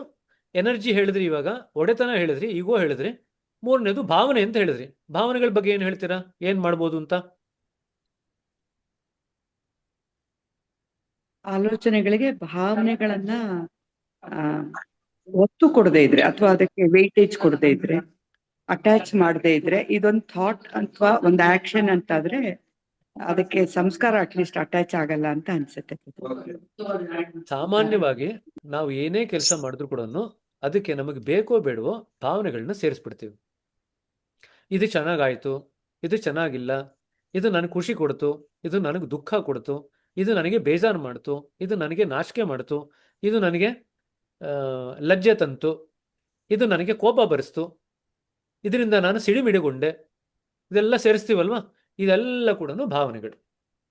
So this made me happy, this made me sad, this made me shameful, this made me angry, this made me discomforted, this made me restless. You add so many things into it. All these things are emotions that you add, bhavanagal. When you learn to look at any experience and with awareness be alert not to add any of these 3, not to go behind it, not to add emotions to it, not to add ego to it, then it's a very, very big step in your spiritual journey. ನಿಮ್ಮ ಆಧ್ಯಾತ್ಮದಲ್ಲಿ ಅತ್ಯಂತ ಉನ್ನತವಾದಂಥ ಒಂದು ಹೆಜ್ಜೆ ಇಟ್ಟಂಗೆ ಆಗುತ್ತೆ. ಸರಿನಾ? ಹೆಜ್ಜೆ ಅಂತಂದ್ರೆ ನಿಮಗೆ ತ್ರಿವಿಕ್ರಮನ ಹೆಜ್ಜೆಗಳು ಗೊತ್ತಾ? ಏನು ತ್ರಿವಿಕ್ರಮನ ಹೆಜ್ಜೆ? 3 ಅಲ್ವಾ? ಒಂದು ಆಕಾಶಕ್ಕೆ, ಒಂದು ಭೂಮಿಗೆ, ಒಂದು ಅವನ ತಲೆ ಮೇಲೆ. ಸರಿ, ಆಕಾಶಕ್ಕೆ ಇಡ್ತು ಅಂತಂದ್ರೆ ನೇರವಾಗಿ ಒಂದು ಹೆಜ್ಜೆ ಭೂಮಿ ಮೇಲಿದೆ, ಇನ್ನೊಂದು ಹೆಜ್ಜೆ ನೇರವಾಗಿ ಬ್ರಹ್ಮಾಂಡ ಮಂಡಲಕ್ಕೆ ಇಟ್ಟಂಗೆ. That's such a big step. Trivikrama ಹಾಗೆ ಒಂದು ಇದರಲ್ಲಿ ಭೂಮಿನ ಪೂರ್ತಿ ಅಳದ, 2ನೇ ಪಾದದಲ್ಲಿ ಹೆಜ್ಜೆನಲ್ಲಿ ಇಡೀ ಬ್ರಹ್ಮಾಂಡ ಪೂರ್ತಿ ಅಳದ, 3ನೇದು ಎಲ್ಲಿ ಇಡಬೇಕು ಅಂತ ಗೊತ್ತಾಗಲಿಲ್ಲ, ಅವನು ತಲೆ ಕೊಡ್ತಾನೆ ಬಲಿ ಚಕ್ರವರ್ತಿ ತಲೆ ಮೇಲೆ ಇಟ್ಬಿಟ್ಟು ಅವನು ಪಾದಾಳಕ್ಕೆ ತಳ್ತಾನೆ. ಆದರೆ ನೋಡ್ರಿ, ದೇವರು ತಪ್ಪು ಮಾಡಿದ್ರು ತಪ್ಪೇನೆ. ವಿಷ್ಣು ಅವನು ಪರಮ ಭಕ್ತ, ಅವನು ಬಲಿ. ಆದರೆ ನಿಸರ್ಗದ ಕ್ರಿಯೆ ನಡ್ಕೊಂಡು ಹೋಗ್ಬೇಕು ಅಂತ ಹೇಳಿ ಬಲಿನ ಅನಿವಾರ್ಯವಾಗಿ ಪಾತಾಳ ಕಳಿಸ್ತಾನೆ. ಅರ್ಥ ಆಯ್ತಾ? ಅದು ತಪ್ಪೇನೆ. It's a mistake that he did. He had no other choice. ಅದಕ್ಕೆ ಏನು ಅವನು ಪ್ರತಿಫಲ ಕೊಡಬೇಕಾಗತ್ತೆ ಅಂತಂದ್ರೆ, the result that Vishnu had to give to Bali is that he is gone to ever guard his kingdom. ಪಾತಾಳ ಲೋಕದಲ್ಲಿ ಬಲಿ ಚಕ್ರವರ್ತಿ ರಾಜ ಆಗಿರ್ತಾನಲ್ಲ, ಅವನ ರಾಜ್ಯವನ್ನ ಕಾಯ್ತಕ್ಕಂಥ ಕೆಲಸ ವಿಷ್ಣುಗೆ ಬಿದ್ದಿದೆ. ಯಾಕೆ ಬಿದ್ದಿದೆ ಅಂತಂದ್ರೆ ಅವನು ಈ ತಪ್ಪು ಮಾಡಿದಕ್ಕೆ. ಭಕ್ತ ಆಗಿದ್ರು ಕೂಡ ಅವನ ಪಾತಾಳ ಲೋಕಕ್ಕೆ ತಳ್ಳಿದ್ದು ತಪ್ಪು. ಆ ತಪ್ಪು ಮಾಡಿದ್ದಕ್ಕೆ ವಿಷ್ಣು ಅವನಿಗೆ ಏನು ವರ ಕೊಡ್ತಾನೆ ಅಂತಂದ್ರೆ, ನೀನು ಇರೋವರೆಗೂ ಕೂಡ ಬಲಿ ಚಕ್ರವರ್ತಿ ಕೂಡ ಅವನು ಅವಿನಾಶಿ, ಅವನೊಬ್ಬ ಚಿರಂಜೀವಿ, ಅವನು ಹೋಗಲ್ಲ. ಸೊ ಪಾತಾಳ ಲೋಕ ಇರೋವರೆಗೂ ಕೂಡ ಅವನ ಲೋಕಕ್ಕೆ ವಿಷ್ಣು ಕಾಯ್ದಾ ಕೂತಿರ್ತಾನೆ. He is the guardian of Patala. That he had to do because unfairly he pushed Bali Chakravarti to ಪಾತಾಳ. ಸರಿ ಸರಿ, 3 ವಿಚಾರ ಹೇಳಿದ್ದೀರ. ಇನ್ನೂ 10 ಹಲವಾರು ದಾರಿಗಳು ಉಂಟು. I want you to shed more light on this particular thing because I want this question to pester in your mind for a lot more time. ಇದು ನಿಮ್ಮ ಮನಸ್ಸಿನಲ್ಲಿ, ಹೃದಯದಲ್ಲಿ ಈ ಪ್ರಶ್ನೆ ಹೀಗೆ ಇಟ್ಕೊಂಡು ಇನ್ನೇನೇನೆಲ್ಲ ಮಾಡಬಹುದು. ಒಂದು ಸಿಂಪಲ್ ಉದಾಹರಣೆ ಹೇಳ್ತೀನಿ. I just tell you one simple thing. There is something called as reiki. ಯಾರನ್ನು ಕೇಳಿದ್ದೀರಾ ರೇಖಿ ಅಂತ? ಹೌದು ಬ್ರದರ್, ಕೇಳಿದಿರಲ್ವಾ? ಹೇಳಿದೆ. ರೇಖಿನಲ್ಲಿ ಎಷ್ಟೋ ಜನ ಮಾಸ್ಟರ್ಸ್ ಇದ್ದಾರೆ. ಕೆಲವರೆಲ್ಲ ಅದರಲ್ಲಿ 3 ಲೆವೆಲ್ ಉಂಟು. ಲೈಕ್ ಲೆವೆಲ್ 1, ಲೆವೆಲ್ 2, ಲೆವೆಲ್ 3 ಅಂತ. ಕೇಳಿದಿರ ಅದನ್ನ? ಯಾರನ್ನ ಮಾಡಿದ್ರೆ ಗೊತ್ತಿರುತ್ತೆ. 3ನೇ ಲೆವೆಲ್ ಮಾಡಿದ್ದಾರೆ ಅಂತಂದ್ರೆ ಅವರು ಮಾಸ್ಟರ್ ಅಂತ, ರೇಖಿನಲ್ಲಿ ಮಾಸ್ಟರ್ ಅಂತ. ಯಾರು ನಿಜವಾಗಿ ರೇಖಿನಲ್ಲಿ ಮಾಸ್ಟರ್ ಆಗಿರ್ತಾರಲ್ವಾ, ಅವರಿಗೆ ಯಾವ ಸಾಮರ್ಥ್ಯ ಇರುತ್ತೆ ಅಂತಂದ್ರೆ, ನಿಮ್ಮ ಸಂಸ್ಕಾರಕ್ಕೆ ಗೋಂದಾಗಿ ಅಂಟ್ಕೊಂಡಿರುತ್ತಲ್ಲ ಭಾವನೆಗಳು, ಆ ಭಾವನೆಗಳನ್ನ ತೆಗೆಯುವಂತ ಸಾಮರ್ಥ್ಯ ಇರುತ್ತೆ. They have got that capability. But it's not there for everyone. It is there mostly for a person who's become a master in Reiki.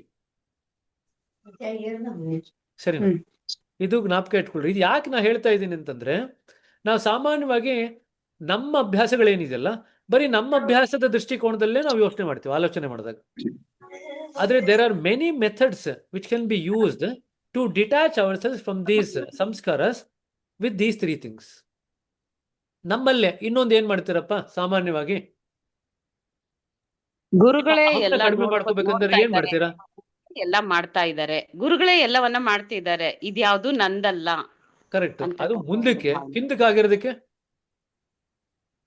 ಕ್ಷಮಾಪಣೆ, ರಾತ್ರಿ ಬೆಡ್ ಟೈಮ್ ಪ್ರೇಯರ್ ಅಲ್ಲಿ ಕ್ಷಮಾಪಣೆ ಕೊಳ್ತೀವಲ್ಲ ಬ್ರದರ್, ಅದು. ಸೊ ಅಲ್ಲಿಗೆ ಇನ್ಯಾವುದು ದಾರಿ ಇಲ್ಲ, ಪೂರ್ತಿ ಕ್ಷಮಿಸಿ ಅಂತ ಕೇಳ್ಕೊಳ್ಳೋದು ಅಷ್ಟೇ. ಇನ್ನೇನ್ ಮಾಡ್ಬೋದು? ಮ್ಯಾಕ್ಸಿಮಮ್ 10 ಪ್ರಾಕ್ಟೀಸ್ ಮಾಡ್ಬೋದು ಅಂತ ಹೇಳ್ತೀರಾ. ಪ್ರೇಯರ್ ಮಾಡ್ಬೋದು ಅಂತ ಅಲ್ವಾ? ಅಲ್ಲೂ ಕ್ಷಮಾಪಣೆನೇ ಕೇಳ್ತೀರಾ, ಪಶ್ಚಾತ್ತಾಪ ಪಡ್ತೀರಾ ಅಲ್ವಾ? ಪಶ್ಚಾತ್ತಾಪ ಮಾಡೋದ್ರಿಂದನೂ ಅದರಲ್ಲಿ ಇರತಕ್ಕಂಥ ಎಮೋಷನಲ್ ಚಾರ್ಜ್ ಏನಿದೆಯಲ್ಲ, ಭಾವನಾತ್ಮಕ ಅಂಶ ಏನಿದೆಯಲ್ಲ, ಆ ಭಾವನಾತ್ಮಕ ಅಂಶ ಕರಗಿ ಹೋಗುತ್ತೆ. ಹಾಗಾಗಿ ಅದನ್ನು ಕೂಡ ನೀವು ಅಭ್ಯಾಸ ಮಾಡ್ಬೋದು. ಈಗ ತಾನೇ ನಾನು ರೇಖಿ ಮಾಡಿಸ್ಕೋಬಹುದು ಅಂತ ಹೇಳಿದೆ. ರೇಖಿ ನೀವು ಮಾಡೋಕ್ಕಾಗಲ್ಲ, ಬೇರೆ ಮಾಡಿಸ್ಕೋಬೇಕಾಗತ್ತೆ, ಅದನ್ನು ಮಾಡ್ಕೋಬಹುದು. ಇನ್ನೇನು ಮಾಡ್ಬೋದು? ಈಗ ತಾನೇ ನಾವು ಕ್ರಸ್ಟ್ಗೆ ಹೋಗಿದ್ವಿ. ಕ್ರಸ್ಟಲ್ಲಿ ಏನೇನೋ ಮಾಡ್ತಾ ಇದ್ರು ಜನ, ಅಲ್ಲಿದ್ದವರೆಲ್ಲ ಏನ್ ಮಾಡ್ತಾ ಇದ್ರು? ಸಾಮಾನ್ಯವಾಗಿ ಆಶ್ರಮಕ್ಕೆ ಹೋದ್ರೆ ಏನ್ ಮಾಡ್ತೀರಾ? ಧ್ಯಾನ ಮಾಡ್ತೀವಿ. ವಾಲಂಟಿಯರ್ ಕೆಲಸ. ಸೇವೆ. ಯಾವಾಗ ನೀವು ವಾಲಂಟರಿ ಕೆಲಸ ಮಾಡ್ತಿರೋ, ಸ್ವಯಂ ಸೇವೆಯ ಕೆಲಸ ಮಾಡ್ತಿರೋ, ಸ್ವಯಂ ಸೇವೆ ಕೆಲಸ ಮಾಡ್ತಾ ಮಾಡ್ತಾ ನಿಮ್ಮ ಎಮೋಷನಲ್ ಚಾರ್ಜ್ ಅಥವಾ ಭಾವನಾತ್ಮಕ ಅಂಶ ಏನಿದೆಯಲ್ಲ ಸಂಸ್ಕಾರಕ್ಕೆ ಅಂಟ್ಕೊಂಡಿರೋದು, ಆ ಅಂಶ ಕಡಿಮೆ ಆಗ್ತಾ ಹೋಗುತ್ತೆ. ಯಾಕೆ ಕಡಿಮೆ ಆಗ್ತಾ ಹೋಗುತ್ತೆ ಅಂತಂದ್ರೆ, ಎಲ್ಲಿ ನೀವು ವಾಲಂಟಿಯರ್ ಕೆಲಸ ಮಾಡಬೇಕಾದ್ರೆ ನಾ ಮಾಡ್ತಾ ಇದ್ದೀನಿ ಅಂತ ಅನ್ಕೊಂಡು ಮಾಡ್ತು ಅಂತಂದ್ರೆ, ಅದು ವಾಲಂಟಿಯರ್ ಕೆಲಸ ಆಗಿದ್ರೂ ಕೂಡ ಅದು ಸಂಸ್ಕಾರಗಳನ್ನ ಸೃಷ್ಟಿ ಮಾಡುತ್ತೆ. ಸರಿನಾ? ವಾಲಂಟಿಯರ್ ಕೆಲಸನ ನೀವು ನಾ ಮಾಡ್ತಾ ಇದ್ದೀನಿ ಅಂತ ಅಂಟಿಸ್ಕೊಂಡು ಮಾಡದೇ ಇದ್ರೆ ಮಾತ್ರ ಅದು ವಾಲಂಟಿಯರ್. ನಾನೇ ಮಾಡ್ತೀನಿ ಅಂತ ಅನ್ಕೊಂಡು ಮಾಡಿದ್ರೆ ವಾಲಂಟಿಯರ್ ಕೆಲಸ ಅಂತ ನೀವು ನಾಮಕಾವಸ್ಥೆ ಮಾಡಿದ್ರು ಕೂಡ ಅದು ಸಂಸ್ಕಾರ ಸೃಷ್ಟಿ ಮಾಡ್ತಕ್ಕಂಥ ಕೆಲಸನೇ ಆಗಿರುತ್ತೆ. ಸರಿನಾ? ಇಲ್ಲಿ ನಾ ಮಾಡ್ತಿದ್ದೇನೆ ಅಂತಾನು ಅನ್ಕೊಳ್ತೀರಾ, ಗುರುಗಳಾರು ಮಾಡ್ತಿದ್ದಾರೆ ಅಂತ ಅನ್ಕೊಳ್ರಿ, ನಿಸರ್ಗನಾರು ಮಾಡ್ತಾ ಇದೆ ಅಂತ ಅನ್ಕೊಳ್ರಿ, ಭಗವಂತನೇ ಮಾಡ್ತಾ ಇದ್ದೇನೆ ಅಂತ ಅನ್ಕೊಳ್ರಿ. ಈಗ ಮೊನ್ನೆ ತಾನು ಇದ್ರ ಬಗ್ಗೆ ಮಾತಾಡಿದ್ವಿ. ನೀವೆಲ್ಲ ಊಟ ತಿಂಡಿ ಮಾಡ್ಬೇಕಾದ್ರೆ ಏನ್ ಮಾತಾಡ್ತೀವಿ ಅಂತ ಅನ್ಕೊಂಡ್ರಿ? ಯಾರು ಊಟ ಮಾಡ್ತಿದ್ದಾರೆ ಅಂತ? Master divine food. ಎಲ್ರು ಮಾಸ್ಟರ್ ಊಟ ಮಾಡ್ತಿದ್ದಾರೆ ಅಂತ ಅನ್ಕೊಂಡ್ರೆ ಮಾಸ್ಟರ್ ಹೊಟ್ಟೆನೋ ಬಂದ್ಬಿಡುತ್ತೆ ಅಷ್ಟೇ ಡಿವೈನ್ ಫುಡ್ ಅಲ್ವಾ? So nature is full of paradoxes. ಸೊ ಇಲ್ಲಿ ಕೃಷ್ಣ ಏನ್ ಹೇಳ್ತಾನಂತಂದ್ರೆ, ಬ್ರಹ್ಮನ್ ಊಟ ಮಾಡ್ತಾ ಇದ್ದಾನೆ ಅಂತ ಅನ್ಕೋಬೇಕು. ವೈಶ್ವಾನರ, ಈಗ ಜ್ಞಾಪಕ ಇದೆ, ಇದ್ರ ಬಗ್ಗೆ ಮಾತಾಡಿದ್ವಿ ನಾವು. ವೈಶ್ವಾನರ ಊಟ ಮಾಡ್ತಾ ಇದ್ದಾನೆ, ನಾ ಊಟ ಮಾಡ್ತಾ ಇಲ್ಲ. ಈ ದೇಹದ ಮುಖಾಂತರ ವೈಶ್ವಾನರ ಊಟ ಮಾಡ್ತಾ ಇದ್ದಾನೆ. ವೈಶ್ವಾನರ ಊಟ ಮಾಡ್ತಿದ್ದಾನೆ ಅಂತಂದ್ರೆ ಅದರ ಪರಿಣಾಮ ಕೂಡ ನಿಮಗೆ ಆಗಲ್ಲ. ಒಂದು ಸೀಕ್ರೆಟ್ ಹೇಳ್ತೀನಿ, ಯಾರಿಗಾನು ತುಂಬಾ ತಿನ್ನುವಂತ ಚಪಲ ಇತ್ತು ಅಂತಂದ್ರೆ ವೈಶ್ವಾನರ ಊಟ ಮಾಡ್ತಿದ್ದೇನೆ ಅಂತ ಅನ್ಕೊಂಡು ತಿಂದರೆ ಜಾಸ್ತಿ ತಿಂತೀರಾ? So I am giving you a secret where you can eat more, enjoy food more without getting impacted. You think that Vaishwanara is eating, you will not get impacted by extra food. Okay? So you can all try this out in the Bandara. ಏನ್ ಮಾಡ್ತೀರಾ? ಜಾಸ್ತಿ ತಿಂತೀರಾ ಕಮ್ಮಿ ತಿಂತೀರಾ ಭಂಡಾರಕ್ಕೆ ಬಂದಾಗ? ಉಪವಾಸ Brother, ಮಾಡಿ we not put on weight. ಕಡಿಮೆ ಕಡಿಮೆ. ಕಡಿಮೆ ತಿಂತೀನಿ ಅಂತ ಹೇಳ್ತಿದ್ದೀರಾ, ನೋಡೋಣಂತೆ. ಎಲ್ಲ ಭಂಡಾರಕ್ಕೆ ಬರ್ತಿರಲ್ಲ, ಕ್ಯೂನಲ್ಲಿ ಎಷ್ಟು ಜನ ನಿಂತ್ಕೊಂಡಿದ್ದಾರೆ ಅಂತ ಗೊತ್ತಾಗತ್ತೆ ಅವಾಗ. ಎಷ್ಟು ಜನ ನಿಂತಿದ್ದಾರೆ, ಎಷ್ಟು ರೌಂಡ್ ನಿಂತ್ಕೊಳ್ತೀರಾ ಅಂತ. ಗೋ ಅರೌಂಡ್, ಮೆರಿ ಗೋ ಅರೌಂಡ್ ತರ. ಸರಿ ಕಣ್ರಿ, ವಿಲ್ ಕಂಟಿನ್ಯೂ ನಾವು. Actually, we won't put on weight, is it? If we ಏನಂದ್ರೆ? think that if we won't put on weight, if we think that Vaishwanara is eating. Correct. You will not feel the effect of it.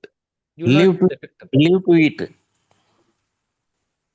You are living to eat or eating to live? Living to eat. ಆಯ್ತು. ವೈಶ್ವಾನರು ಅಂದ್ರೆ ಏನು brother? ಅದು ವೈಶ್ವಾನರ ಅಂತಂದ್ರೆ ಹಾ. ಬ್ರಹ್ಮನ್ನ ದೇಹ, ಬ್ರಹ್ಮನ್ನ physical ಬಾಡಿಗೆ ವೈಶ್ವಾನರ ಅಂತ ಕರಿತೀವಿ. ಆ ವೈಶ್ವಾನರನಿಗೆ ನಾವು ವಿರಾಟ್ ಅಂತ ಕರಿತೀವಿ. ವಿರಾಟ ರೂಪ ಅಂತ ತೋರಿಸ್ತಾನಲ್ವಾ, ವಿಶ್ವರೂಪ, ವಿರಾಟ್ ರೂಪ ಅಂತೆಲ್ಲ ತೋರಿಸ್ತಾನಲ್ಲ, ಅದನ್ನೇ ನಾವು ವೈಶ್ವಾನರ ಅಂತ ಕರೆಯೋದು. ವೈಶ್ವಾನರ ಅಂತಂದ್ರೆ Brahman's physical body is called as Vaishvanara. ಸರಿನಾ? ಅಗ್ನಿ ಜಾಸ್ತಿ ಆಗುತ್ತೆ ಅಂತ, ವೈಶ್ವಾನನಿಗೆ ಅಗ್ನಿ ಜಾಸ್ತಿ ಇರುತ್ತೆ, ನಮಗೆ ಅಗ್ನಿ ಕಡಿಮೆ ಇರುತ್ತೆ. ಯಾಕೆಂದ್ರೆ ನಮ್ದು ಇಂಡಿವಿಜುವಲ್ ಬಾಡಿ ಅಲ್ವಾ, ವೈಯಕ್ತಿಕ ದೇಹ. ವೈಯಕ್ತಿಕ ದೇಹದಲ್ಲಿ ಸ್ವಲ್ಪನೇ ಅಗ್ನಿ ಇರುತ್ತೆ, ಆದರೆ ವೈಶ್ವಾನರನ ದೇಹದಲ್ಲಿ ಸಾಕಷ್ಟು ಅಗ್ನಿ ಇರುತ್ತೆ. ಸೊ ಅದು ಬೇಗ, ನೀವು ತಿಂತಕ್ಕಂಥ ಊಟನ ಬೇಗ ಅದು ಪಚನ ಮಾಡುತ್ತೆ. Will digest the food very fast. ಸರಿ ಕಣ್ರಿ, ಈಗ ಕ್ಷಮದ ಹೋಗೋಣ. ಲಿಮಿಟೇಷನ್ ಆಫ್ ಎಫರ್ಟ್ ಎಲ್ಲ ಆಯ್ತಾ? ಎಲ್ಲಿದ್ವಿ ನಾವು? ಭಗವದ್ಗೀತೆನಲ್ಲಿ ಒಂದು ಶ್ಲೋಕದಲ್ಲಿ ಆ ವೈಶ್ವಾನರ ಆ ಜೀರ್ಣಕ್ರಿಯೆಯನ್ನ ಮಾಡೋದು ನಾನೇ ಅಂತ ಕೃಷ್ಣ ಹೇಳ್ತಾರೆ. ಕರೆಕ್ಟ್. ಕೃಷ್ಣನೇ ತಿಂತಿದ್ದೇನೆ ಅಂತ ಅನ್ಕೊಂಡ್ರು ಪರವಾಗಿಲ್ಲ, ವೈಶ್ವಾನರ ತಿಂತಾ ಇದ್ದೀನಿ ಅಂತಂದ್ರೂ ಪರವಾಗಿಲ್ಲ. ಎಲ್ಲರ ದೇಹದಲ್ಲಿ ವೈಶ್ವಾನರ ಆಗಿತ್ಕೊಂಡು ಜೀರ್ಣಿಸೋನು ನಾನೇ ಅಂತಾನೆ ಹೇಳ್ತಾನೆ. ಕರೆಕ್ಟ್ ಹೇಳಿ. ಸರಿನಾ? ಎಲ್ಲಿದ್ವಿ ಇವಾಗ? ಇದು ಬ್ರದರ್ ಅಷ್ಟವಕ್ರ ಗೀತೆಯಲ್ಲಿ ಎಷ್ಟನೇ ಪೇಜಲ್ಲಿ ಇದ್ವಿ? ಓಕೆ, ಅದು ಹೇಳ್ತೇವೆ. ಕ್ಷಮಾ ಅಲ್ಲಿಂದ ಶುರು ಮಾಡ್ಬೇಕಾ? Next chapter forgiveness as a spiritual solvent ಅಂತ ಮಾತಾಡೋದು, ಅಲ್ಲಿದ್ವಾ? ಪೇಜ್ 18 ಫಸ್ಟ್ ಪ್ಯಾರಾಗ್ರಾಫ್ ಆಯ್ತು. ದ ಸೀಕರ್ಸ್ ಡೈಲಮಾ ಅಲ್ವಾ? Okay, will continue from there. This is the difficulty that every sincere seeker faces, and I am sincere because the insincere ones do not even notice the problem. ಎಲ್ಲ ನಿಜವಾಗಿ ಸೂಕ್ಷ್ಮತೆ ಇರ್ತಕ್ಕಂಥ, ನಿಜವಾಗಿ ಅಭ್ಯಾಸ ಮಾಡ್ತಕ್ಕಂಥ ಅಭ್ಯಾಸಗಳು ಯಾರು ಇರ್ತಾರಲ್ಲ ಅವರೆಲ್ಲರಿಗೂ ಕೂಡ ಈ ಪ್ರಶ್ನೆ ಉದ್ಭವ ಆಗುತ್ತೆ. ಯಾವ ಪ್ರಶ್ನೆ ಇದು? ಅನುಭವಗಳು ಸಂಸ್ಕಾರ ಆಗಿ ಹೇಗೆ ಪರಿವರ್ತನೆ ಆಗೋ ಅನ್ನೋ ಪ್ರಶ್ನೆ ಉದ್ಭವ ಆಗುತ್ತೆ. ಆದರೆ ಯಾರು ಅಭ್ಯಾಸನ ಸರಿಯಾಗೇ ಮಾಡೋದಿಲ್ವೋ ಅವ್ರಿಗೆ ಈ ಪ್ರಶ್ನೆ ಉದ್ಭವ ಆಗದೇ ಇಲ್ಲ. ಯಾರು ಪ್ರಾಮಾಣಿಕವಾಗಿ ಅಭ್ಯಾಸ ಮಾಡ್ತಾರೋ ಅವರಲ್ಲಿ ಈ ಪ್ರಶ್ನೆ ಸ್ವಾಭಾವಿಕವಾಗಿ ಉದ್ಭವ ಆಗುತ್ತೆ. Imagine that you sit for meditation and afterwards you feel so peaceful. ಧ್ಯಾನದಲ್ಲಿ ಕೂತಿದ್ದೀರಾ, ಧ್ಯಾನ ಮುಗಿದು ಸಾಕಷ್ಟು ಮನಸ್ಸಿನಲ್ಲಿ ಪ್ರಶಾಂತವಾಗಿದೆ ಅಥವಾ ಶಾಂತತೆ ಇದೆ ಅಂತ ನಿಮ್ಗೆ ಅನುಭವ ಬರುತ್ತೆ ಅಂತ ಇಟ್ಕೊಳ್ರಿ. Then a troublesome person calls and within 3 sentences your peace is gone. ಯಾರೋ ನಿಮಗೆ ಉಪದ್ರವ ಮಾಡ್ತಕ್ಕಂಥ ಅಥವಾ ತೊಂದರೆ ಮಾಡ್ತಕ್ಕಂಥ ಯಾರೋ ಒಬ್ಬರು ಫೋನ್ ಮಾಡ್ತಾರೆ. ಫೋನ್ ಮಾಡಿದ ತಕ್ಷಣನೇ ನಿಮ್ಗೆ ಆ ಶಾಂತತೆ ಇಲ್ಲ, 3 ವಾಕ್ಯಗಳಲ್ಲಿ ಎಗರೋಗುತ್ತೆ ಅವ್ರ ಹತ್ರ ಮಾತಾಡ್ತಿರ್ಬೇಕಾದ್ರೆ. Life seems to conspire against your freedom. ಜೀವನ ಹೇಗೋ ನಿಮ್ಮ ವಿರುದ್ಧ ಏನೋ ಒಂದು ರೀತಿ ಪಿತೂರಿ ಮಾಡಿದೆ, ನಿಮ್ಮ ಸ್ವಾತಂತ್ರ್ಯದ ವಿರುದ್ಧ ಪಿತೂರಿ ಮಾಡಿದೆ. ನೀವು ಸ್ವಾತಂತ್ರ್ಯವಾಗಿರಬಾರ್ದು ಅಂತ ನಿಮಗೆ ಜೀವನ ಪಿತೂರು ಮಾಡ್ತಾ ಇದೆ ಅಂತ. Every encounter, every challenge and every relationship either intensified old patterns or create new ones. ನಾವು ಮಾಡ್ತಕ್ಕಂಥ ಪ್ರತಿಯೊಂದು ಸಂಬಂಧ ಇರ್ಬೋದು, ನಾವು ಮಾಡ್ತಕ್ಕಂಥ ಪ್ರತಿಯೊಂದು ಭೇಟಿ ಇರ್ಬೋದು, ಅಥವಾ ನಮಗೆ ಬರ್ತಕ್ಕಂಥ ಪ್ರತಿಯೊಂದು ಚಾಲೆಂಜ್ ಇರ್ಬೋದು, ಅದೆಲ್ಲದರಲ್ಲೂ ಏನಾಗ್ತಾ ಇದೆ ಅಂತಂದರೆ ನಮಗೆ ಗೊತ್ತಿಲ್ದಂಗೆ ಹಳೆಯ ಧಾಟಿಗಳೇನಿದೆಯಲ್ಲ ಅದು ಗಾಢ ಆಗ್ತಾ ಇದೆ, ಇಲ್ಲ ಹೊಸ ಮಾದರಿಗಳು ಹುಟ್ಕೊಳ್ತಾ ಇದೆ. ಅಂದರೆ ನಾವು ಯಾರೂ ಕೂಡ ಅನುಭವ ಪಡ್ಕೊಂಡು ಸಂಸ್ಕಾರ ಮಾಡ್ಕೊಳ್ದೇ ಇರ್ತಕ್ಕಂಥ ರೀತಿಯಲ್ಲಿ ಜೀವನ ಮಾಡೋದನ್ನ ಕಲ್ತಿಲ್ಲ. ಸರಿನಾ? ಅದನ್ನೇ ದಾಜಿಯವರು ಹೇಳ್ತಿರೋದು. Even your spiritual practice, when driven by ambition, guilt or self-judgment, can paradoxically add to the inner load. So ಆಧ್ಯಾತ್ಮದ ಅನುಭವನೇ ಮಾಡ್ಕೊಳ್ತೀರಾ, ಧ್ಯಾನನೇ ಮಾಡ್ತೀರಾ ಅಂತ ಇಟ್ಕೊಳ್ರಿ. ಧ್ಯಾನದಲ್ಲೂ ಕೂಡ ನಿಮಗೆ ಗಿಲ್ಟ್ ಆಗುತ್ತೆ, ಪಾಪ ಭಾವನೆ ಬರುತ್ತೆ. ಸರಿನಾ? ಧ್ಯಾನದಲ್ಲೂ ಕೂಡ ನಿಮಗೆ ನಂಗೆ ಅದಾಗಬೇಕು ಇದಾಗಬೇಕು ಅಂತ ಮನಸ್ಸಿಗೆ ಒಂದು ಧ್ಯೇಯ ಇಟ್ಕೊಂಡು ಮಾಡ್ತೀರ. ನಾನು ಇನ್ನು 2 ತಿಂಗಳಲ್ಲಿ 4ನೇ ಪಾಯಿಂಟ್ಗೆ ಹೋಗಬೇಕು, ambition. In the next 2 months I have to go to the 4th point. You keep an ambition like that. Guilty feeling ಬರುತ್ತೆ, ಪಶ್ಚಾತ್ತಾಪದ ಭಾವನೆ ಬರುತ್ತೆ, ಅಥವಾ ಪಾಪ ಪ್ರಜ್ಞೆ ಬರುತ್ತೆ ಧ್ಯಾನದ ಬಗ್ಗೆ ಕೂಡ. ಫಾರ್ ಎಕ್ಸಾಂಪಲ್, ಎಷ್ಟೋ ಜನಕ್ಕೆ ಧ್ಯಾನದಲ್ಲಿ ಕೆಲವೊಮ್ಮೆ ಹಳೆ ಜನ್ಮದ ನೆನಪು ಬರ್ಬೋದು. ನಮ್ಗೆ ಯಾರೋ ಟಾರ್ಚರ್ ಮಾಡ್ತಿದ್ರು, ನಮ್ಗೆ ಏನೋ ತೊಂದರೆ ಮಾಡ್ತಾ ಇದ್ರು, ಅದೆಲ್ಲ ನಮ್ಗೆ ಅನುಭವಕ್ಕೆ ಬಂತು ಅಂತ ಹೇಳ್ತಾರೆ ಧ್ಯಾನದಲ್ಲಿ. ಅವಾಗ ಏನಾಗುತ್ತೆ, ಪಾಪ ಪ್ರಜ್ಞೆ ಹುಟ್ಕೊಳ್ಳುತ್ತೆ. ನಾವು ಹಿಂದಿನ ಜನ್ಮದಲ್ಲಿ ಏನೋ ತಪ್ಪು ಮಾಡಿದ್ವಿ ಅಂತ ಅನಿಸುತ್ತೆ, ಹಾಗಾಗಿ ನನಗೆ ಈ ರೀತಿಯಾದಂಥ ಅನುಭವಗಳು ಧ್ಯಾನದಲ್ಲಿ ಬರುತ್ತೆ ಅಂತ ಅನಿಸುತ್ತೆ. ಸೊ ಈ ರೀತಿ ಪಾಪ ಪ್ರಜ್ಞೆ ಬಂದರೂ ಕೂಡ ಧ್ಯಾನದಲ್ಲಿ ನಾವು ಹೊಸ ಸಂಸ್ಕಾರಗಳನ್ನ ಸೃಷ್ಟಿ ಮಾಡ್ಕೊಳ್ತಾ ಇದ್ದೀವಿ. ಅಥವಾ ನಮ್ಮನ್ನು ನಾವು ನಿಷ್ಠೂರವಾಗಿ ನೋಡ್ಕೊಳ್ತೀವಿ. We judge ourself. I am a very bad person. How is that I am actually capable of meditating? ನಾನು ತುಂಬ ಕೆಟ್ಟವನು, ನಾನು ಈ ಧ್ಯಾನಕ್ಕೆ ಅರ್ಹ ಅಲ್ಲ. ನಮ್ಮನ್ನು ನಾವೇ ದೂಷಣೆ ಮಾಡ್ಕೊಳ್ತೀವಿ. We judge ourselves in the wrong way. ಇದೇನೇ ಮಾಡಿದ್ರೂ ಕೂಡ ಧ್ಯಾನನೇ ಮಾಡ್ತಿರ್ಬೋದು, ಆದರೂ ಕೂಡ ಸಂಸ್ಕಾರಗಳು ಸೃಷ್ಟಿ ಆಗುತ್ತೆ. I have seen seekers who meditate beautifully and then spend the rest of the day in judgment of themselves or others. So ಎಷ್ಟೋ ಜನ ಧ್ಯಾನ ತುಂಬ ಚೆನ್ನಾಗಿ ಮಾಡ್ತಾರೆ, ಆದರೆ ಇಡೀ ದಿವಸ ಬೇರೆಯವ್ರನ್ನ ಜಡ್ಜ್ ಮಾಡೋದ್ರಲ್ಲೇ, ಅವ್ರ ಬಗ್ಗೆ ಬೇರೆ ಬೇರೆ ಧೋರಣೆಗಳನ್ನ ನಿರೂಪಿಸ್ಕೊಳ್ಳೋದ್ರಲ್ಲೇ ಜೀವನ ಮಾಡ್ತಾ ಇರ್ತಾರೆ.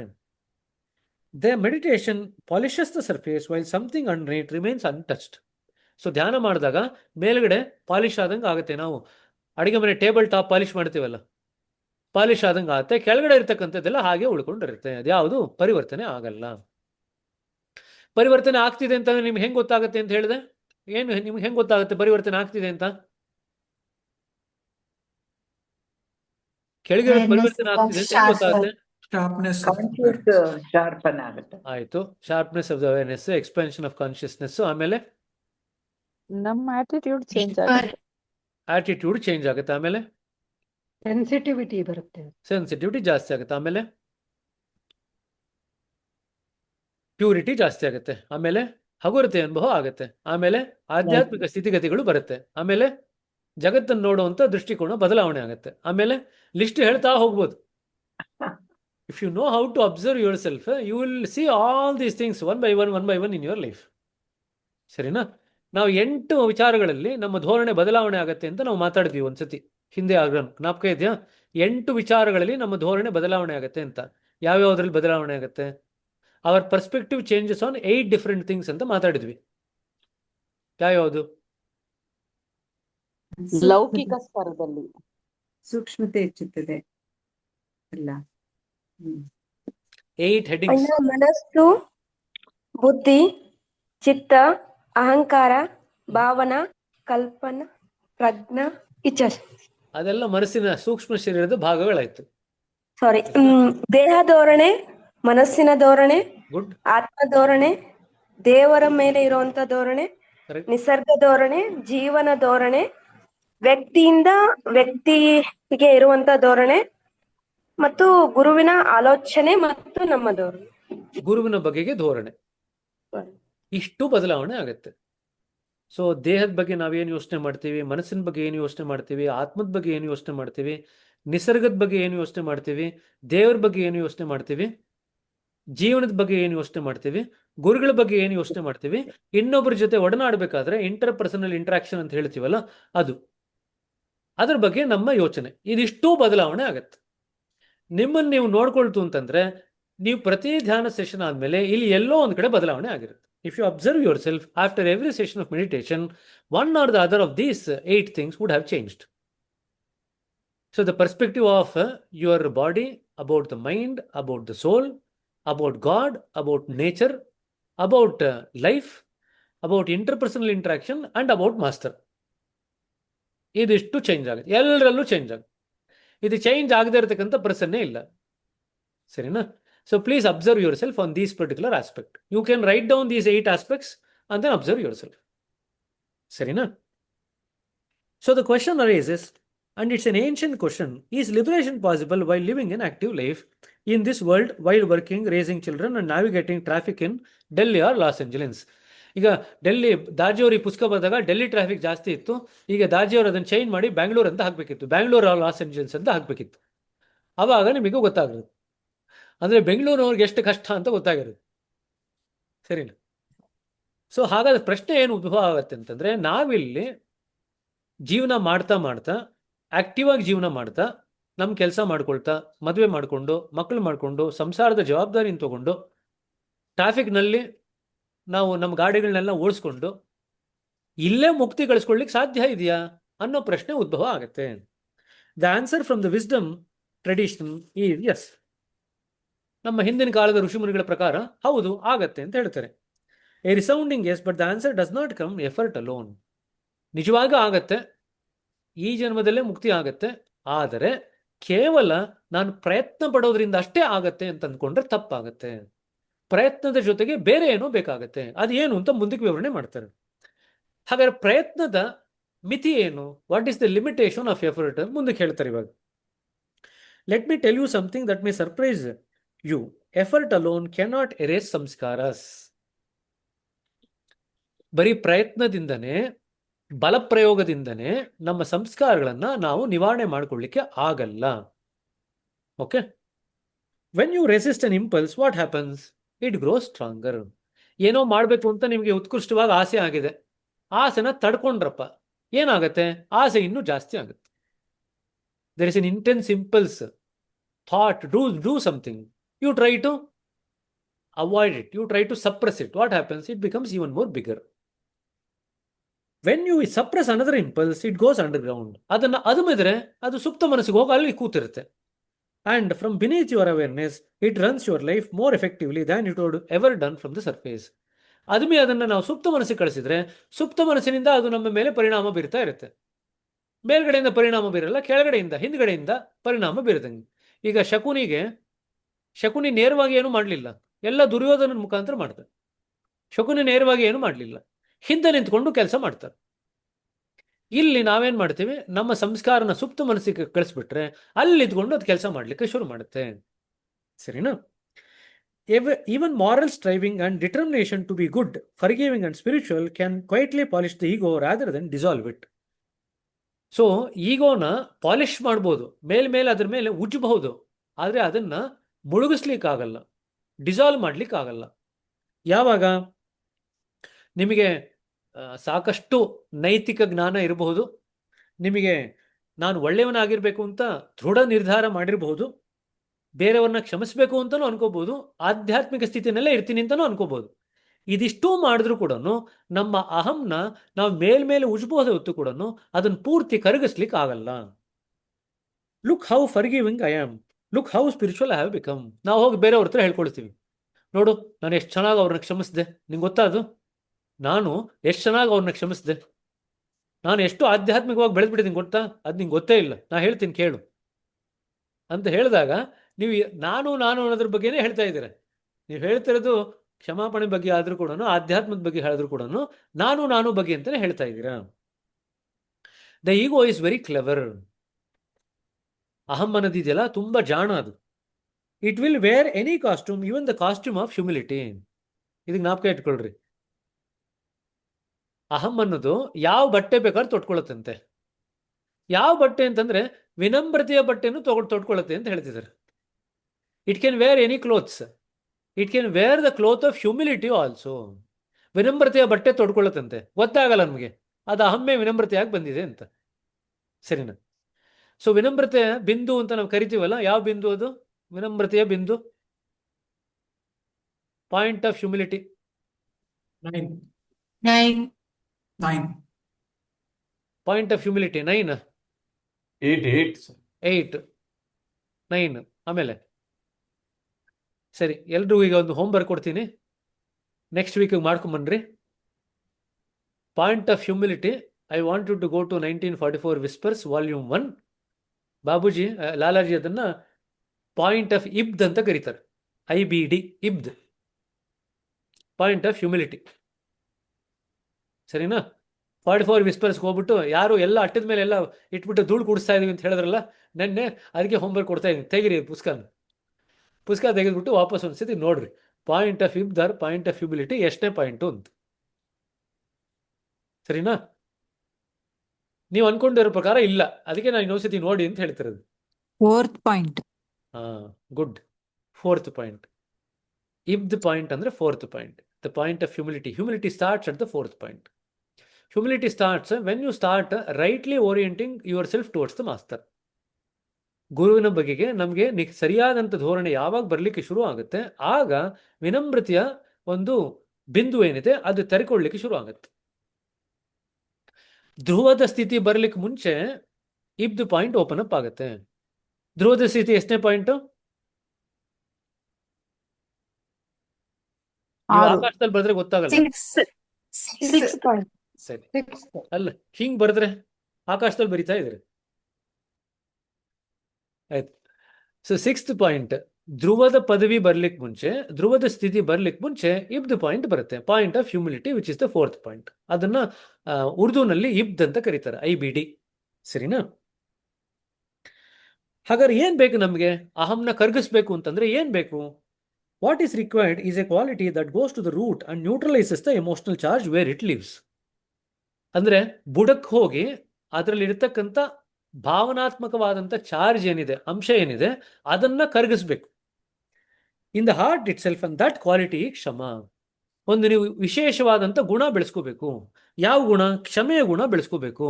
ಆ ಕ್ಷಮೆ ಗುಣ ಸರಿಯಾಗಿ ನಾವು ಅರ್ಥ ಮಾಡ್ಕೊಂಡು ಬೆಳೆಸ್ಕೊಂಡ್ರೆ ಅದೇನು ಕೆಲಸ ಮಾಡುತ್ತೆ ಅಂತಂದ್ರೆ, ಹೃದಯದಲ್ಲಿ ಇರ್ತಕ್ಕಂಥ ಆ ಭಾವನಾತ್ಮಕ ಅಂಶ ಏನಿದೆ ಅದನ್ನ ಹೋಗಿ ಕರಗಿಸುತ್ತೆ.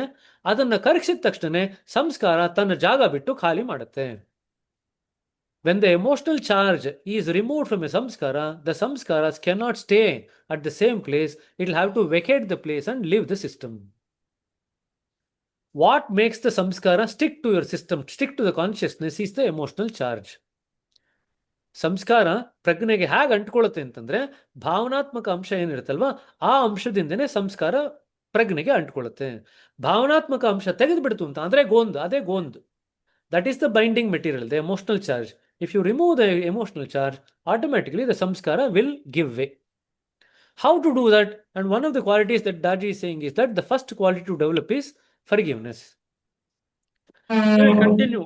One nimsha. We will continue with this next part, forgiveness as a spiritual solvent, in the next class. 7:35 ಆಗ್ತಾ ಬಂತು. We'll stop here. ಸರಿನಾ? ಏನಾಯ್ತು ಅಂತಂದ್ರೆ ಕೇಳ್ರಿ, ಪ್ರಶ್ನೆ ಇತ್ತು ಅಂತಂದ್ರೆ.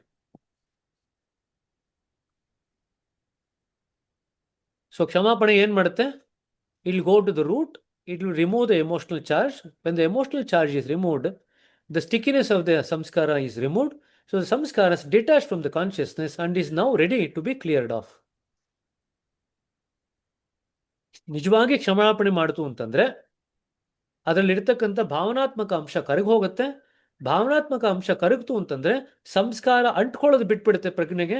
ಸಂಸ್ಕಾರ ಅಂಟ್ಕೊಳ್ಳೋದು ಬಿಡ್ತು ಅಂತಂದ್ರೆ ಆ ಸಂಸ್ಕಾರ ಈಗ ನಿಮ್ಮ ಸಿಸ್ಟಮ್ನಿಂದ ಹೊರಗಡೆ ಹೋಗ್ಲಿಕ್ಕೆ ತಯಾರಾಗಿದೆ ಅಂತ. ಅದು ನೀವೇ ಕ್ಲೀನ್ ಮಾಡ್ಕೊಂಡಾದ್ರೂ ಮಾಡ್ಕೋಬಹುದು, ಪ್ರಶಿಕ್ಷಕರ ಹತ್ರ ಕ್ಲೀನಿಂಗ್ ಮಾಡಿಸ್ಕೊಂಡಾದ್ರೂ ಮಾಡ್ಕೋಬಹುದು, ಗುರುಗಳ ಹತ್ರ ಕ್ಲೀನಿಂಗ್ ಆದ್ರೂ ಮಾಡಿಸ್ಕೋಬಹುದು. But it is now ready to leave your system. That is what you are going to get when you practise forgiveness as a quality. That's a quality that we have to develop. Now I want to ask one question. Is forgiveness a quality or a condition? All of you have read Spiritual Anatomy ಅಂತ ಕೇಳಿಕೊಂಡಿದ್ದು. I hope that you have read it, or at least you have heard the talk. Have you ever thought about forgiveness as a spiritual condition? ಯಾರಿಗಾನ ಜ್ಞಾಪಕ ಇದೆಯಾ? ಅದನ್ನು homework ಮಾಡ್ಕೊಂಡ್ ಬರ್ತೀರಾ? ನಾಳೆ spiritual anatomy ಪುಸ್ತಕ ತಿರುವಾಕ್ರಿ. Does the quality of forgiveness, is it ever called as a spiritual condition in any point? Just check that. It is not a condition. It is not a spiritual condition. It is a quality that it has to be developed. So in other words, this spiritual condition, since it is not a spiritual condition, it cannot be given to you. ಅದು ಆಧ್ಯಾತ್ಮಿಕ ಸ್ಥಿತಿ ಅಲ್ಲದೆ ಇರೋದ್ರಿಂದ ಅದು ನಿಮ್ಮಲ್ಲಿ ಯಾರು ಕೊಡ್ಲಿಕ್ಕಾಗಲ್ಲ. ನೀವು ಅದನ್ನ ಗಮನ ಕೊಟ್ಟು ನೀವೇ ಅದನ್ನು ಬೆಳೆಸ್ಕೊಂಡ್ರೆ ಬರುತ್ತೆ, ಇಲ್ದೇ ಬರಲ್ಲ. If you develop the quality, it will develop. Otherwise it is not going to come as a condition to you. ಸರಿನಾ? ಸೊ ಇಲ್ಲ ಬ್ರದರ್, ನಾವು ರೆಗ್ಯುಲರ್ ಸೆಟ್ಟಿಂಗ್ಸ್ ತಗೊಳ್ತೀವಿ, ಯಾರೋ ಒಬ್ರು ಪ್ರಶಿಕ್ಷಕರು ನಮಗೆ ಆ ಕ್ವಾಲಿಟಿನ ಕಂಡೀಷನ್ ಕೊಡ್ತಾರೆ ಅಂತ ಕಾಯ್ತಾ ಇತ್ತು ಅಂತಂದ್ರೆ ಬರಲ್ಲ. It is not a condition, it is a quality. ಸರಿನಾ? Please remember this. Okay, let that clarity be very much be there in your mind. It is a quality, it is not a condition, spiritual condition. ಸರಿನಾ? ಅದು ಗುಣ ನೀವು ಬೆಳೆಸ್ಕೋಬೇಕಾಗಿರೋದು ಆಧ್ಯಾತ್ಮಿಕ ಸ್ಥಿತಿ ಅಲ್ಲ. ಸರಿನಾ? ಸರಿ ಕಣ್ರಿ. ಯಾರೋ ಏನೋ ಕೇಳಲಿಕ್ಕೆ ಹೋದ್ರಿ, ಯಾರೇನು ಕೇಳ್ತಿದ್ರಿ? ಅಲ್ಲ, ಎಲ್ರಿಗೂ ಸ್ವಲ್ಪ ಬಲೂನ್ ಟುಸ್ ಅಂತ ತಂದಿರ್ಬೋದು. ಯಾರೋ ಕೊಡ್ತಾರೆ ಅಂತ ಅನ್ಕೊಂಡಿದ್ವಿ, ನೀವು ಯಾರು ಕೊಡಲ್ಲ ಅಂತ ಹೇಳಿ ಬಲೂನ್ ಟುಸ್ ಮಾಡಿಬಿಟ್ರಿ ಅಂತ.